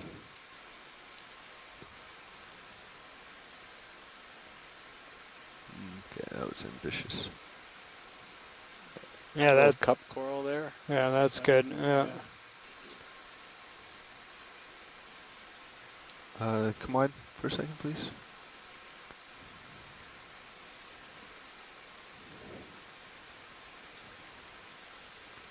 Yeah, really nice diversity today. I just want to do a little housekeeping note here. We are going to have the post-dive briefing right after the dive as usual. And for those who are interested in water column, they may actually turn off the feed because we need to get I'm not going to be able to get it. a couple guys up in the satellite dome and do some more repair work Okay, up in the let's satellite just dome. try to go again. So it's very likely that I'll there stop won't be fighting it. video being streamed during the ascent today. But they're going to hold off until the end of the dive. And the ROV pulls off bottom. And they'll hold off until we have the post-dive briefing. Excellent. Thank you, pilot.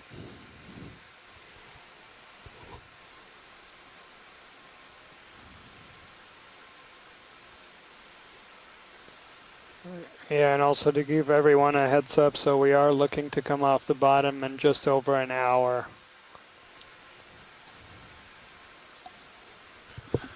All right, let's go wide. Going out.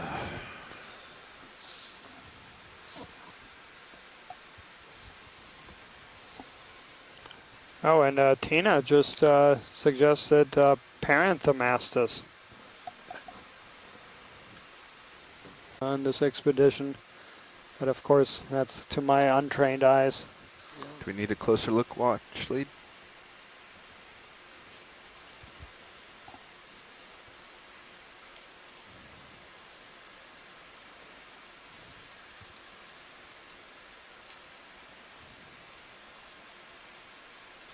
We still have time until Sirius catches up, so we'll go in for a closer look.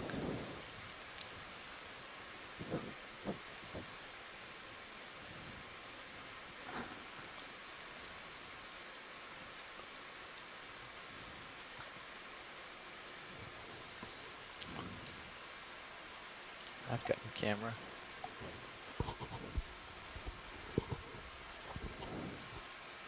Okay, go ahead. Go ahead.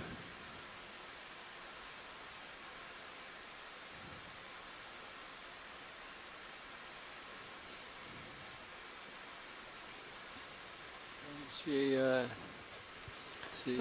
based on Siphonozoids, few and large. The Siphonozoids are feeding. Oh, I see the little spots. Is that what it is between the larger? So I mean, a lot of these corals, you have specialization that some polyps feed and some are specialized in reproduction. But is it the little bumps is what I was wondering on the top of the dome? Is that what she's looking at? Yeah, Chris, the Okeanos, Okay, I'm stable now. you like those little Tilt warts down. that you see between the large polyps that are sticking up at the tentacles. So just light colored and slightly raised from the red something going on right surface that you there. see. Those are the Right. Okeanos that they're referring to. Closed up. Yeah, okay. Well, that's Are they? helpful. I didn't know Alright. that what she was Come looking on. at to judge One document the Yeah, process. what group Thank it you. was. And it looked like pimples Camera's at yours this again. angle. Yeah. Yeah. Goosebumps. Individual Thank you. animals, and yeah, you Yeah, forget when you get about really the deep depth of forest, field. the overall, scenery. Well, this would be more like the garden, and then yesterday is more like the forest. Yeah. I think is sort of the. I think we were talking about that a little bit yesterday. What about these rocks? All right, Is thank there, Yeah, are they're these of like interest? on that They're- bottom. There yeah, like to be they're- some laying in the sediment. Yeah, I don't know if it's another one of these squeeze the ROV into a channel type of collection events. Yeah, and if it's that case, we should not go for it. Well, look behind. See that I think there's a lot of possible collection options here. Yeah, the rocks below would certainly be a squeeze the ROV and try to reach down there. Not quite as bad as what we had the other day. Yeah. Since Sirius is already on the proper side of this. Yeah. Are you seeing this, Jonathan? Can we go partial? Yeah, I'm seeing it. Trying to figure out where these would have been sourced from. try and get an idea of what kind of rock to expect, but are we planning on coming off of this feature? Or are we going to hang around this top of the knoll for the rest of the dive? Well, we're not going to be able to go very far from the knoll just because we only have an hour left before we're coming off the bottom, and it's you know, if you come off of it, you're going to be in open water for a while before you drop down, so we might run out of time before you find something. Yeah. But some of these are kind of angular over here. Yeah. On the Okay, well, yeah, this sediment bed looks like a rich hunting ground for rocks. Yeah, and I see some pretty Coming off of some. Yeah, definitely a little better looking than some of the ones that I've seen so far since we've been on top. Looks like they're probably weathering out of this more rubbly surface, so that's promising. So if we can find an angular one in here, that'd be great. Okay, and there's a fish swimming across the scene right now. Yeah, and Astrid did join us just a few minutes ago. Oh, she lucked out. We haven't exactly seen a lot of fish. Good timing, Astrid. He's down in there, so I don't think we'll be able to chase him. Oh, that's okay. Yeah, thank you. Can you bring your heading? Do we have a ship move on? The ship move just stopped. Do you want maybe like a 15-meter ship move towards your direction so you can drop down? Or should I make it about 20? Let's see. Be at about like... You've got room to just grab it and come back on track. Yeah. Oh, there's a real square blocky one down there that might be a good candidate to the right. That's right by the part of the basket there. See that big square one? I don't know if that's too big. Probably is, because I don't see the lasers. With the sediment on it? Yeah, I don't see the lasers to judge the size of this guy? Put lasers yeah, on. that square one. Yeah, I'm tilted way down. This is... Yeah. Lasers on. Oh, they're the lasers. And it was, I think it's probably below the center. Below the screen now. Yeah. Okay.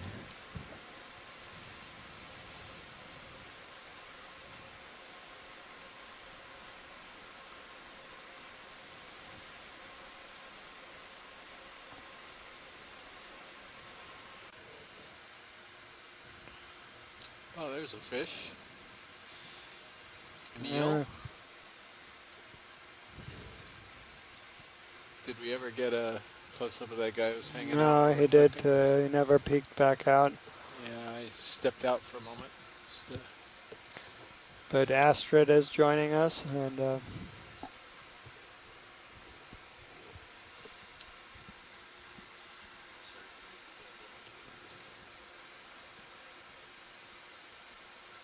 this is the valley I was just in. Heading along the wall. Those are the first rocks we saw down in there.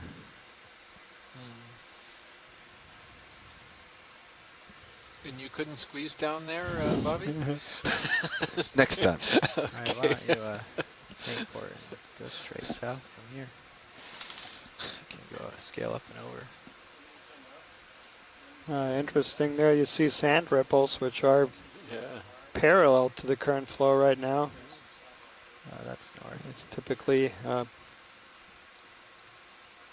perpendicular to the current. Sorry, I was just looking at the various trenches in this area. Pushing Just back. trying to understand what we're looking at here. Are these, for a moment there, it almost looked like they were... So which way do you want me to head? Big cubes. So there's another the fishing screen right now. Keep you in view.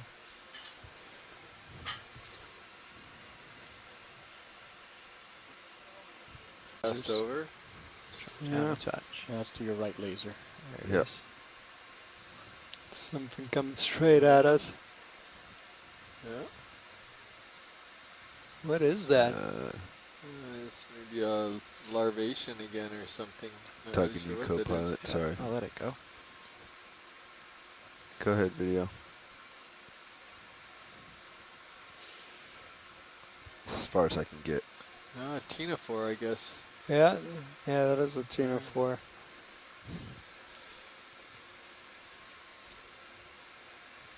Yeah, beautiful.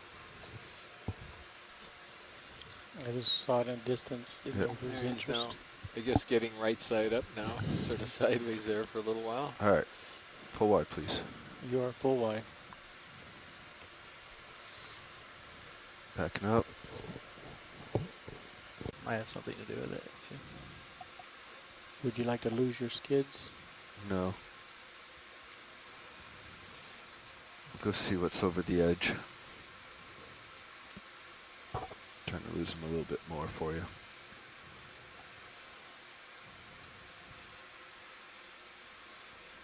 Yeah, it's another nice Come view of down. how abundant these Altitude. chrysogorgids are on this particular site.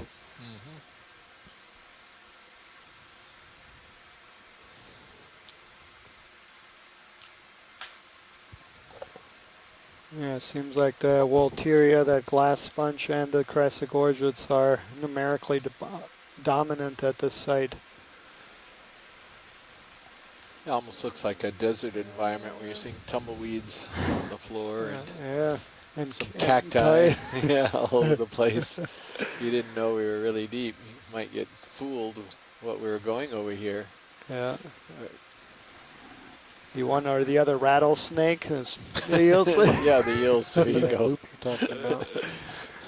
What's that? I think I just saw that what you were seeing as a loop on your tether. May have been an optical illusion.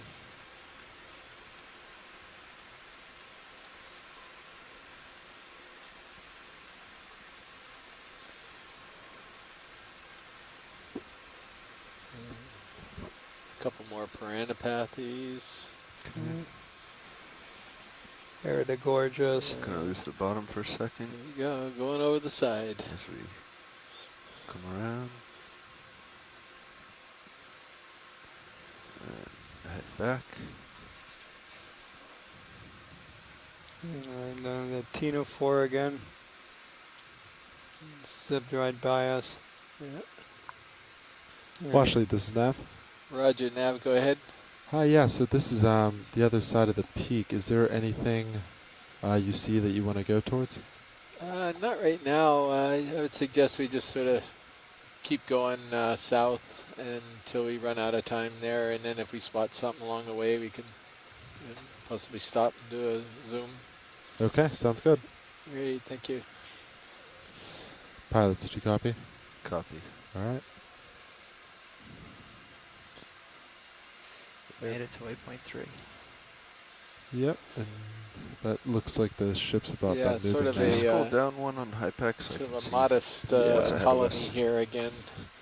There's actually more things here than meet the eye. A lot of this, when you get out of the light field, a lot of it's kind of blending into the background there. And Yeah, so it looks like it's just you know, downhill you see from these here. corals better right in the light field themselves. Yeah, and So especially color is different and texture, Yeah. and you need the light of the ROV to really be able to tell them apart. Yeah. Again, the question is where are the really big things, you Yeah. know, and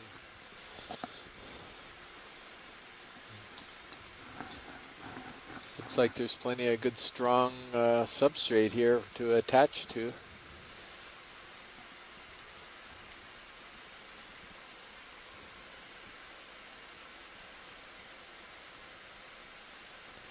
Yeah, but Here comes the big turn to But yeah, almost no planar colonies, and that's a very interesting observation that Osako had made very early in the dive. So he goes And downhill. This sort of panning really gives you a view of the community here, because we're looking down on it, and you can just get this nice overview. So we're coming down the slope. That there is a fair amount of stuff here on the rocks, a fair amount of corals and sponges. Another one of those, a couple more of these There's a branched. crab in your HD2 camera Presumably they're keratoisis. next to the crack. Requested to zoom in a Parantopathis, but I don't know where it is. Yeah. Pilot, do you see that black spiny ball up there? See that to the left center? I do. Yeah. That looks pretty weird. Take another look. Closer look. Yeah.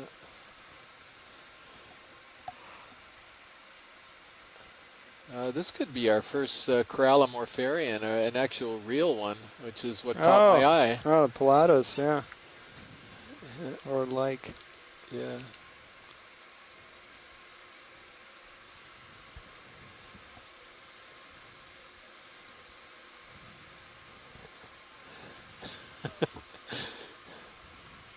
Yeah, we're gonna get it, Scott. This is kind of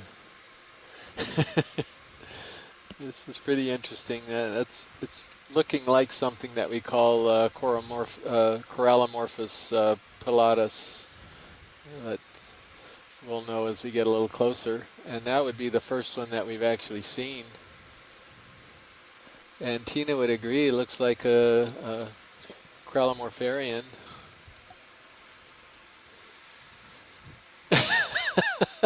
Scott's saying not the fake Corallimorphs that he was pointing out.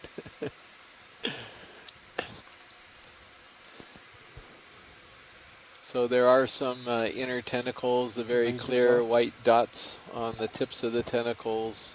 These are all sort of clues that it is a Corallimorpharian from everybody's experience. Good catch, watch lead.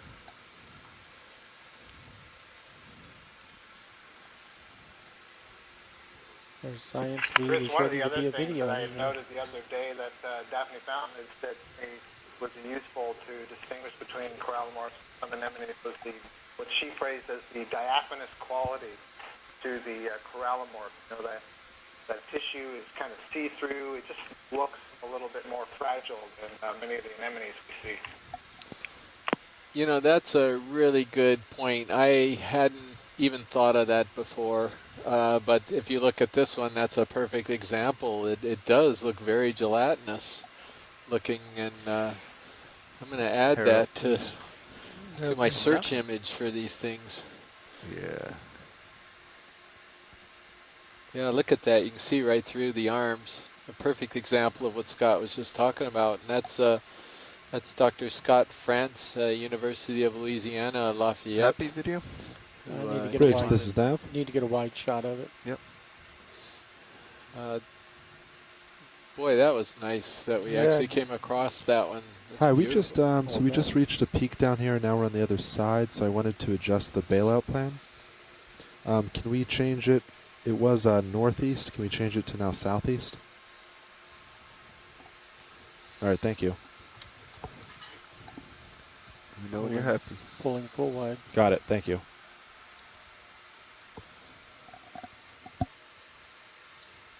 Is there any interest in that crab Really that was great. going by? That's a great spot. Okay, let me. Are you comfortable? Daniel with just going pointed down our this attention to hill? that black coral that had that gorgeous pink spiny crab on it, which is a real great spot. Yeah, we can and Tina continue down. My explaining to delta's us the gotta be Anthomastus fairly high, and what she's Okay. Pseudo-Anthomastus. Are you Yeah. comfortable with 40-meter jumps at 0.2?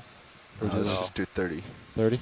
And of course, Scott's come up with some brilliant IEDs. Let's just do 30s. You know, you wonder why 30s you at wanted to 0.2? look at it, and you go zoom Sounds in good. on it. Oh, okay.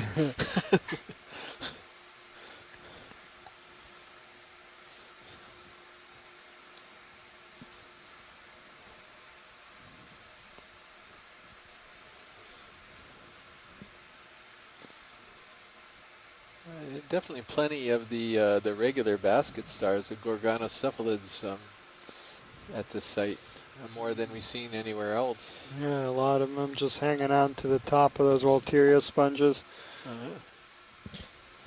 Have we gotten good images? So if you guys can start setting up at 135 UTC, and then we can get off bottom at 140 UTC, that'll put us at now that you 50 mention it, meters on time. At And there's 230 a UTC. fish that's Welcome. cooperating really nicely there. But no, I think you're right, Scott. We never Yeah, really. good call. Today is the first one, I think. I was asking. But we have are we shallower imaged those, than most of the dives. Those basket sponges well. Right, absolutely. Yeah, and Bridge, sorry, this is basket Nav. stars.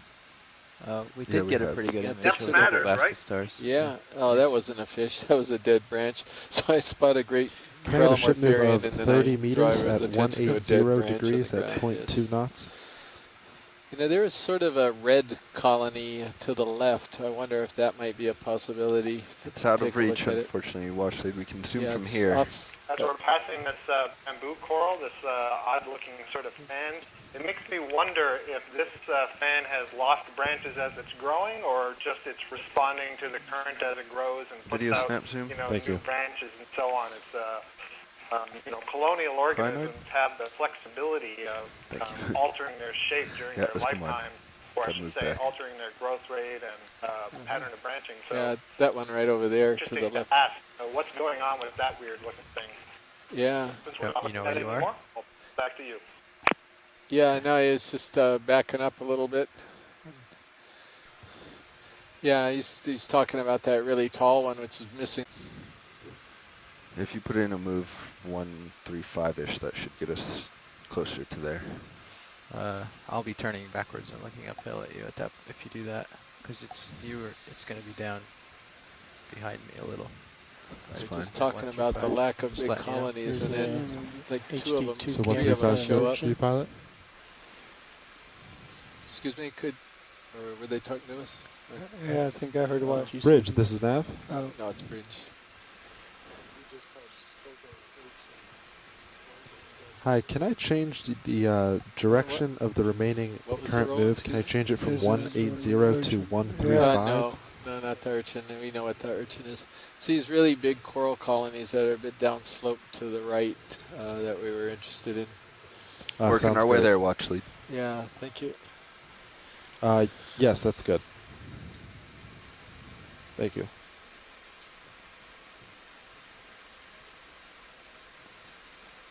And where were they? I think if you go straight ahead forward, where were they? Yeah, maybe a little bit more right. Yeah, maybe a little more right. They're in this general vicinity. The problem is there it on is the in outside of the background. crater. Yeah, there they are. So you that's right. And this one's knocked over. I don't want to go out there. The dead It's one down before current. we get to those live ones. Strung out. I don't want to be in that position. Thanks, Bridge. It's a very interesting jumble there.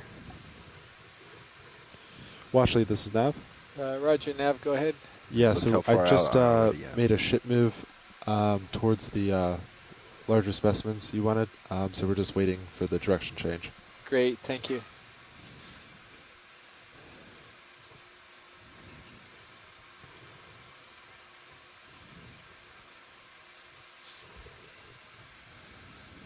Nice little shrimp.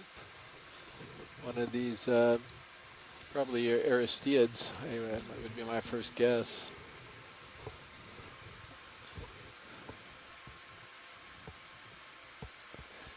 Yeah, so for those of you there, we are going to try to look at some of these larger colonies. They're just waiting for a ship move, and then we're going to try to get over. Light pool. Do you want a closer look at? Yeah, let's see here. How about the dead one that's knocked over? Just I don't think it's dead. always interested in Go ahead, video. I don't think it's dead. I think it's just laying So over. a lot of these branches are still alive. I wonder if it's a recent knockover or it's just. And then there's the. Not sure the urchin's eating it, but he's sort of on it. It's a Sparosoma obscurum. Yeah, it's a partial.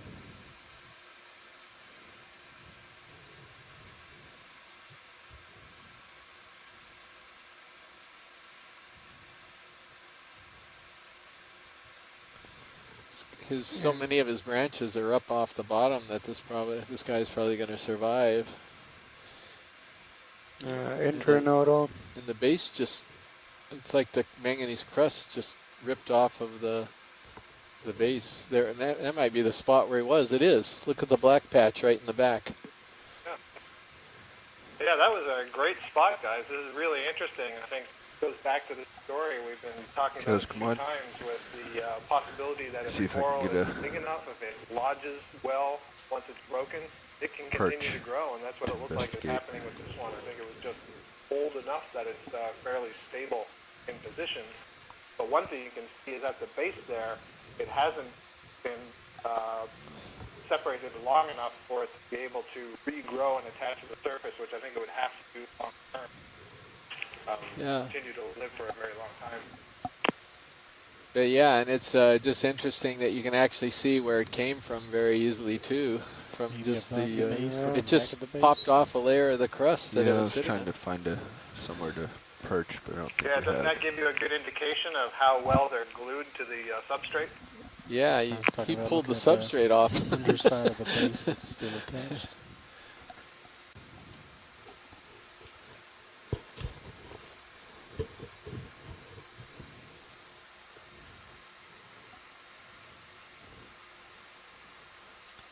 Another one of these beautiful squat lobsters. See some shrimp.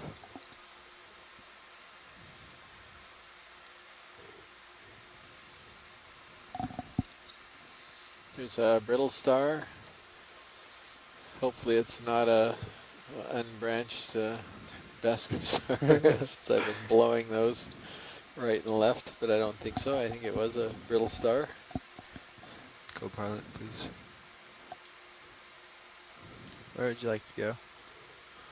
Maybe another look at I the noticed base. as we were zooming into the crab there that it looked like there was some tissue flapping from the Iridogorgia skeleton. Holding there.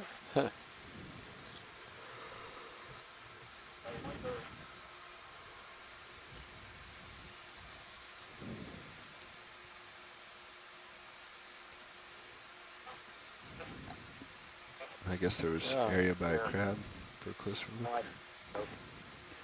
Yeah, he was talking about the coral, the Right the here. spiral coral. Tissue Yeah, coming right off. there. I was going to ask Les, who's in the chat room, about the color of the polyps. You've noticed a lot of times when you zoom into these polyps, you can actually Thanks, see Bridge. right through them. You can see what few internal organ structures they have, basically the throat or the pharynx. Where this one you can't see through. Oh, fantastic view. I know you're looking at the crab, but fantastic view of the sclerites, the polyps. There's that tissue I was talking about, come loose, the Gorgia. Yeah, look at. Bumps that you see on the skeleton are where the side pinnules used to come out. All right, back to you guys. Yeah, no, you actually got a threefer here. You got the tissue peeling off of the coral, the crab, and then we can clearly see the sclerites that you're talking about. Yeah, in the In tentacle. the tissue, all of these white sort of rods that you're seeing in the stalk of the polyps. And then in the tentacles, yeah, and the tentacles also. That's a fantastic view, and for people watching, the pattern, how those sclerites are arranged in the tissue, arranged in the polyps, has taxonomic information. And then when we have collections of these things, we actually look at these sclerites individually under microscopes or under scanning electron microscopes, and there's just incredible detail. All right, let's come on wide things. when you're Some of happy, them video. may be smooth, but some of them may have all kinds of bumps and ridges, and there's a whole huge terminology for them.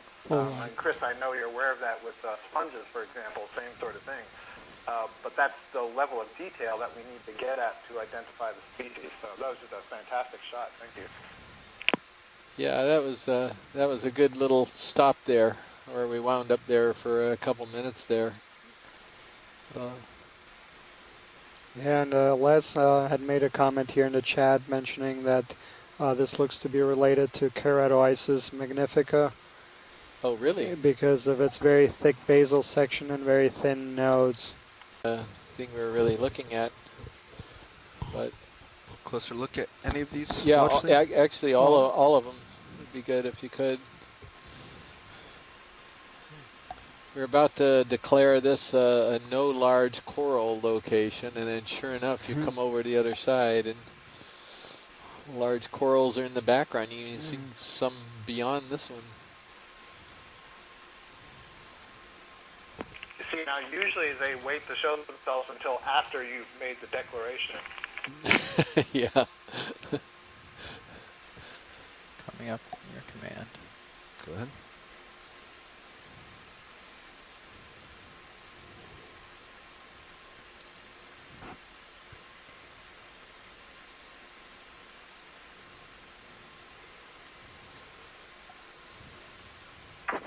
This one looks like the same species as the one that we were looking at that was just knocked over. Not just knocked over. The knocked over one we were just looking at. Yeah, so this is the possible Keratoisis what was it? Magnifica. Magnifica. But Okay. related to that, yeah. Related to it.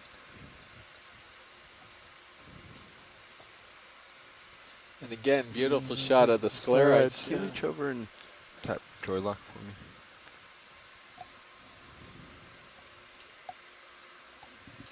It'll be interesting for us to learn how consistent it is, but you see the image we're looking at now has the branch coming off a little bit above the node, not just at the node and not just past, but there's at least a centimeter or so there. So it'll be interesting to see, is that a consistent character?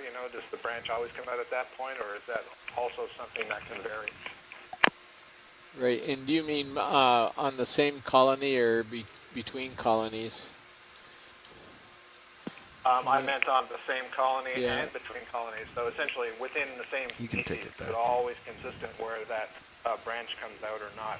Certainly it is if you're a nodal brancher versus a internodal brancher. Right. Actually, I shouldn't say that. I think Les and I have found some examples of colonies that appear to have some nodal branching at the base and internodal later on. So it's all confusing.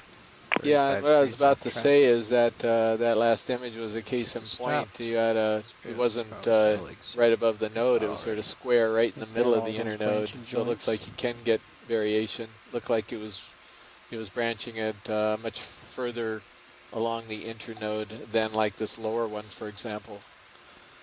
Did you pull the lights in? Yeah. Co-pilot? I was moving them around when you asked me to help the camera. So maybe we can get a look at the next one down there when you're finished up here. And see the base. Yeah, and then there's even a fan that looked like trichotomy almost. Yeah. Co-pilot, the Jason Isis or something. I don't know. Not me. Pilot's got the camera. I can take it.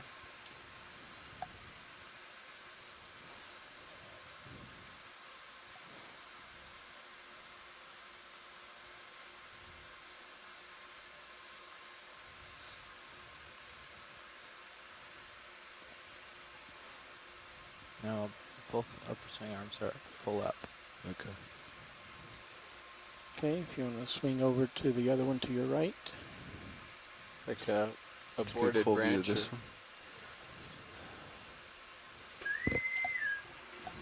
ship store is now open. You want to go partial, just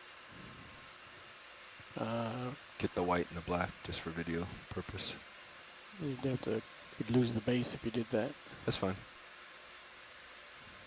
Yeah, just hold there. Thanks, Bridge.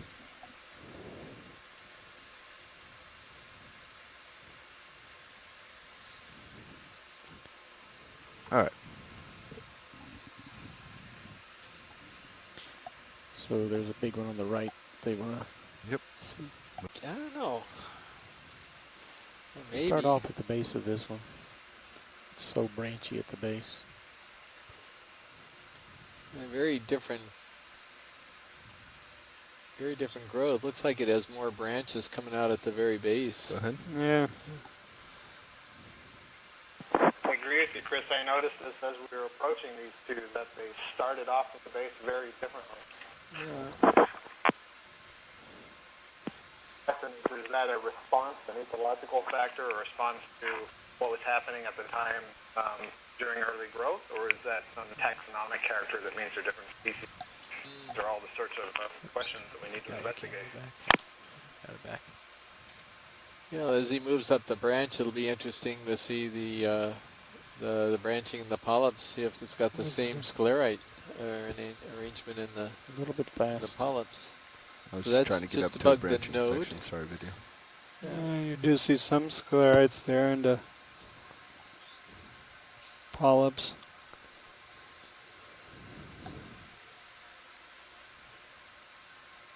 So this is similar in the sense that at the base, both the tissue or the skeleton are so thick that you can no longer see A nodes little down. bit left to pick up the crab. Yeah, this looks very similar to me.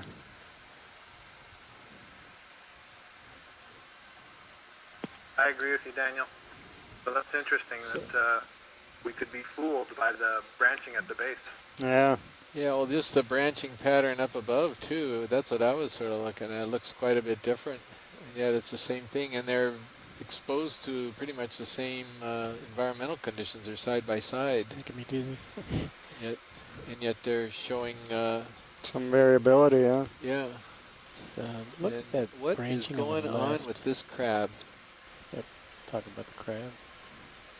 Are we looking at another weird crab?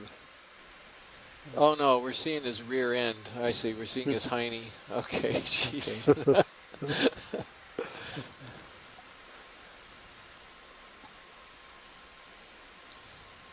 Yeah, that's what the other end looks like. We got a lot of facial views, and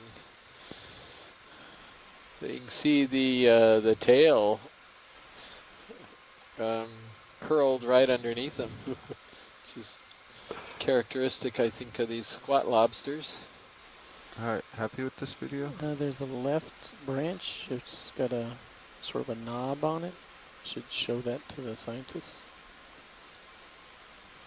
Now the third Yeah, one's I got to think I be see some- different. If Oh, that you definitely- guys tell me that the third one is the same as the other two, then I'm... Well, there was a left. fan-shaped colony to it that looked more like Isidella trichotoma from Yeah. I afar. can't get Yeah. farther. Sorry, video. Okay. And I saw what might be barnacles or something at the bottom. See that black item behind this coral? I don't know if scientists have seen that before. You see it? No. It's to the right of that bunch of branches to the right. I'm sorry, it's to the left. That little black patch? Yeah. Current depth here is swim that far over. 1,537 meters. Sorry. Let's come wide and move to the next one. We just they have should about see 20 that. minutes left here on this dive.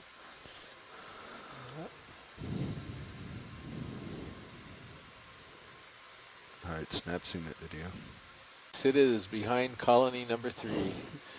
I mean, this is clearly something different. Don't say that. No. That's what I thought.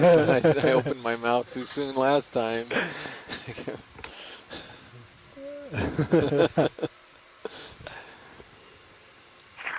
7-second delay provides so much anticipation.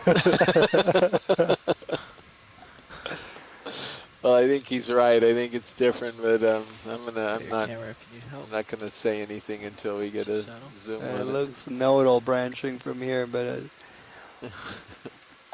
Oh, I thought from here that this was some kind of flexorid or something. I was way off. Go ahead, video.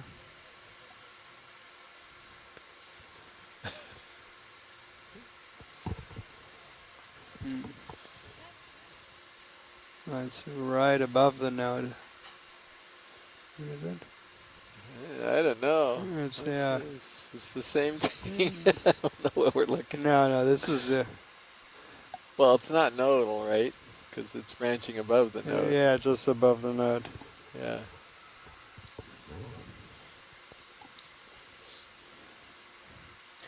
In all cases, it looks Switch, to me like zoom, pan around.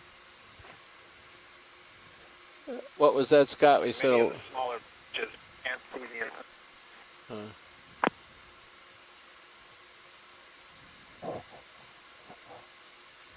Come up, Lou. Oh, that looks nodal right there. That branch point. Alright. And so does that one that we just passed. And that one. One more. And that one does too. This one here, it looks like it's got 3. Yeah.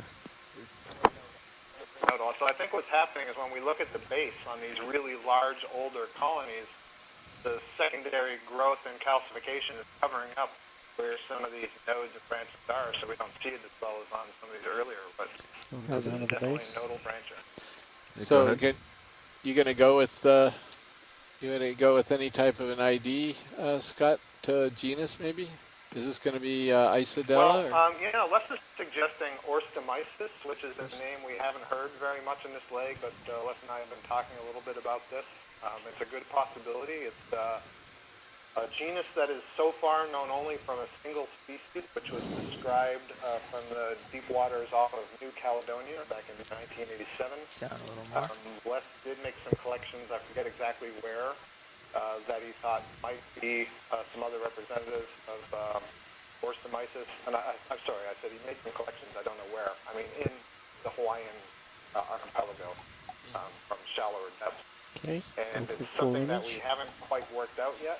One of the differences of Orsomyces compared to a lot of other bamboos is their thick tissue, and they have what we refer to as a tegument, Lasers kind of are a on. layer on the outside that makes it a little bit tougher. And that the description of the species is can't that the see if polyps they are. actually There they are. withdraw into the tissue. It's that thick, which is something you don't see. Boy, that is a really big colony, isn't it? But it is a nodal brancher and kind of planar, and in general, Orsomyces is closely related to You want Agenella. to keep heading this way. Get another move in. If you'd like to head Right south. in the. Let's check with Watchley. Yeah, let's move along the slope. It looks like we're, until we run out of time. Looks like it's good hunting grounds here. So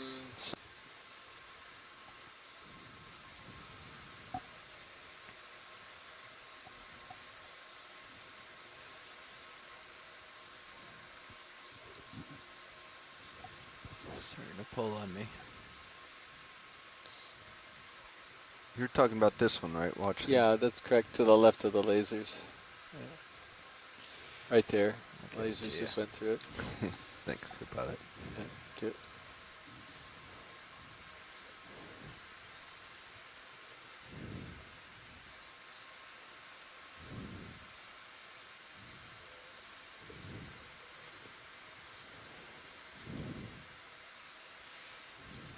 Okay, I'm facing northwest. You should. It sure is looking kind of planar here for Weber eye.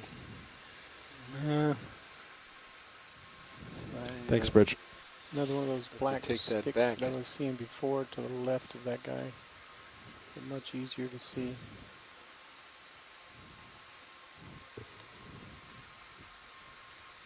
There's a bolosoma sponge behind this Walteria. That's All right, let's try to Caliphate. get the one in the background. Got your tilt coming up, right? Yep. This one? No, up one more. One more. Roger. There we go. Lasers off. Lasers off. Yeah. No.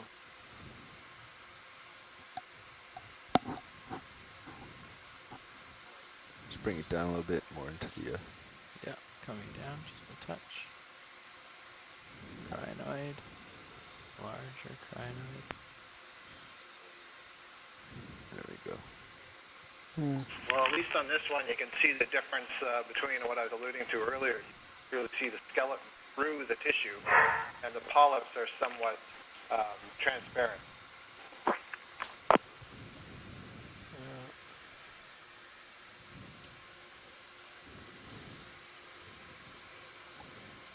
Let's maybe try going down for the base.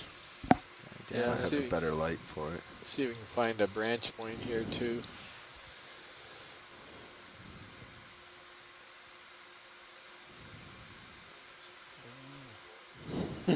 Well, Lights. See how this goes. See, we're on the end of it. This isn't the best angle, is it? Let's come hard- wide video. Hard to see what's About going that on there. black one before you get too far. It's in the interest that on the left edge of the image. All right, video. But We'll get it for video's interest. I was wondering if science has seen it yet.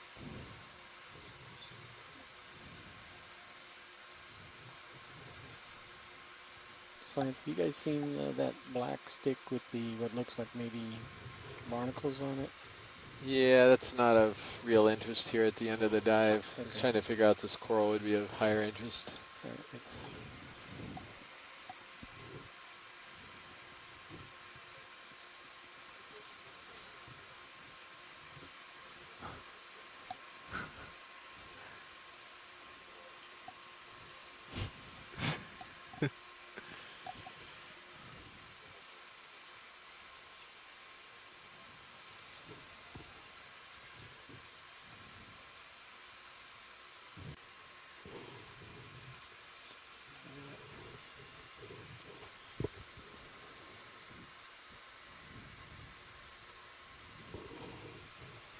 coming up on tilt. Yeah. Holding there. All right, I'm stable. Go ahead. Sorry, I know it's on the edge of the light pool still, but there's this very large coral just to my left. That's going to reveal things better.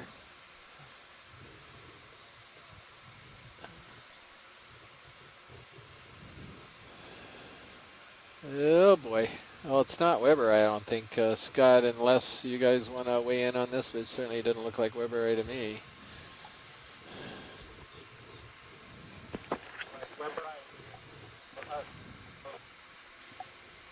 We sort of lost you there, Scott. Couldn't hear you. Sorry.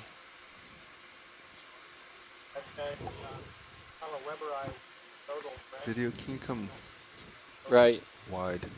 It also Let's see doesn't if have I that can do whirl at the base of branches like that. It's just sort of a, it's almost planar. Exactly. Acanella, that genus, is a bush because the branches arise in not in just in one plane, but coming out towards you. So I don't believe that's Acanella. All right, let's try this again.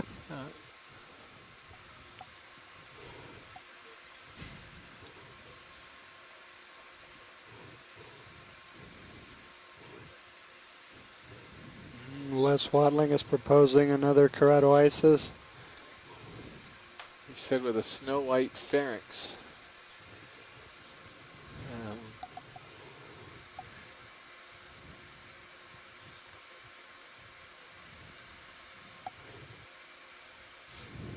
So, is that full zoom? Yes, max zoom. Yeah, Les is also noting that majority of the branching is all at the base. Tina says too many sclerites in the pharynx.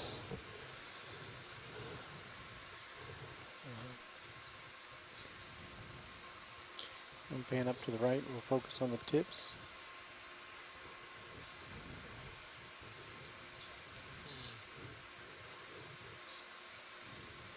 Yeah, it just doesn't branch further up. Almost all of it's down near the base. Yeah.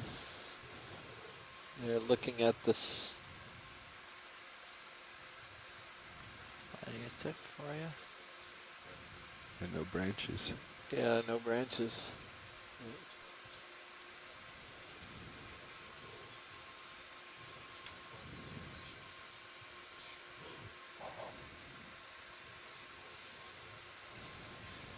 So much for the quick Acanella Weber ID. Yeah, and we did Wrong. see something similar at the beginning of the dive, but didn't zoom in. Yeah, just assumed it might be Do we some. call this one I good? default to. Yeah. Okay, let's come wide. Get out of here. Yeah. Thank you, pilot. That was definitely.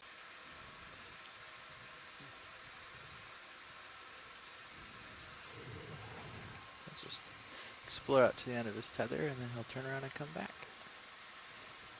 We're ready to go.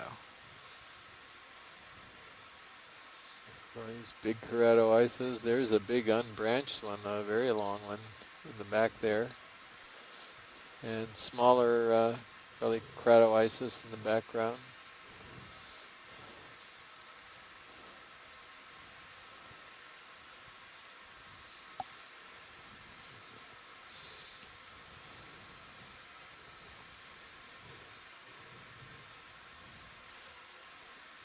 Pushing back uphill.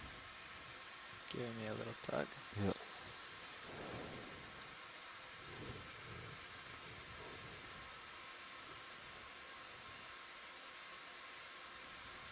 Yeah, so there's a fair amount of animals at this site.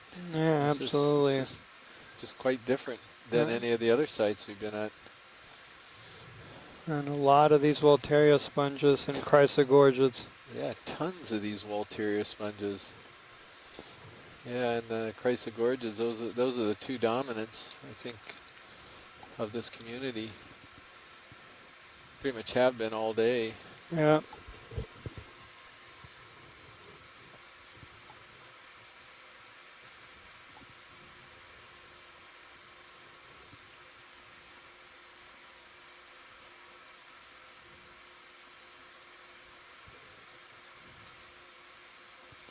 like Actinoscyphia anemone there. What do you got on the bottom? Is that Yeah, the swimming guy. an enemy? There's a jellyfish coming. You want it? Oh yeah, let's take a look at the Go ahead for the pretty jelly. Hold there.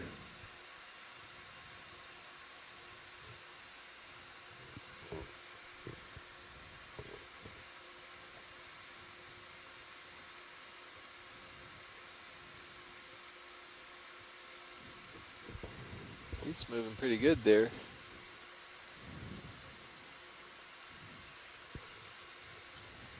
He's all the way inside.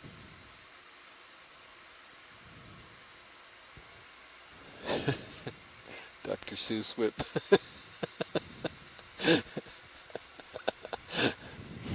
You're just jealous because we have a sponge called Dr. Seuss. I know what's going on here, Les.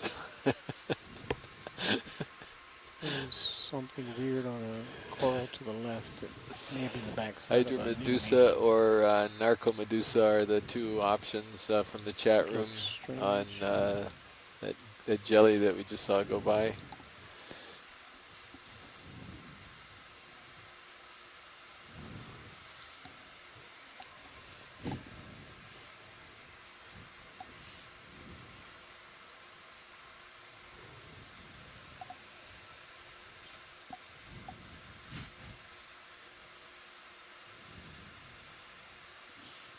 Alright.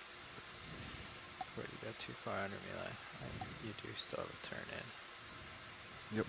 Okay.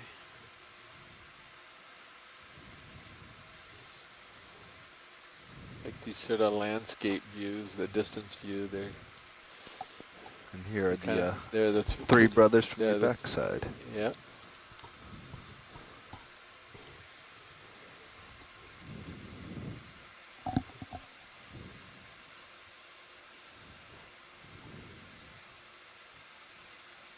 Okay. Come Yeah. around.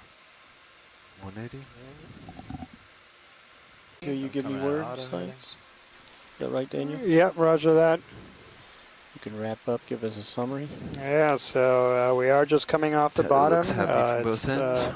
We're at depth of 1,535 Ready to meters. start coming up? We had a very Start coming up. colorful dive here on a rift zone ridge north of Pioneer Bank. Collected a couple of rock samples that will be very informative to age this feature, as well as a couple coral samples that at the very least appear to be new records for this region. A very rare unbranched primnoid coral, as well as a black coral. And but in the overall density, while it wasn't as spectacular as yesterday, the diversity of corals and sponges was quite impressive. So we'll have another dive for you tomorrow. We're going to be diving off Mara Reef, and I appreciate you joining us, and we'll see you tomorrow. Aloha. Well, let's just go right into the post dive here. First, are there any comments about today's dive that anybody would like to share? Well, only that it was actually a really interesting dive, and we saw some, I think, some new stuff and some pretty good density, I thought, in places. And interesting contrast in that in a lot of places the Chrysogorgia dominated, and we hadn't seen that quite before. Very high current flow. Quite different from the other dive that we did in approximately the same depth range, where we had a higher oxygen today and obviously a higher abundance. So quite interesting.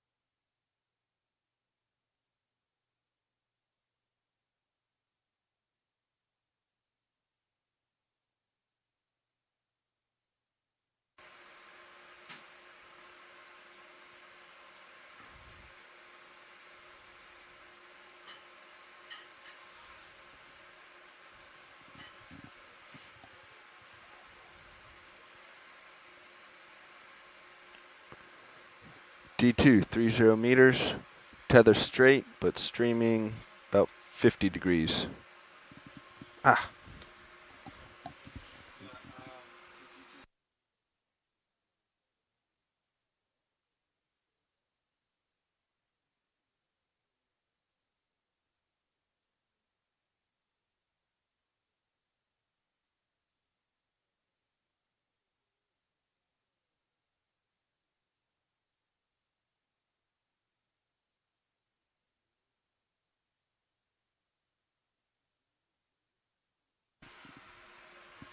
Dive Super Pilot.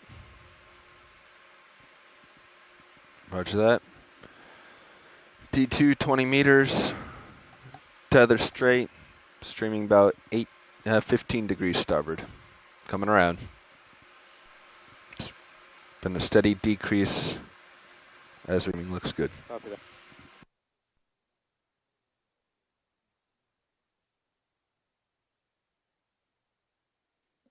Okay, let's continue towards the surface.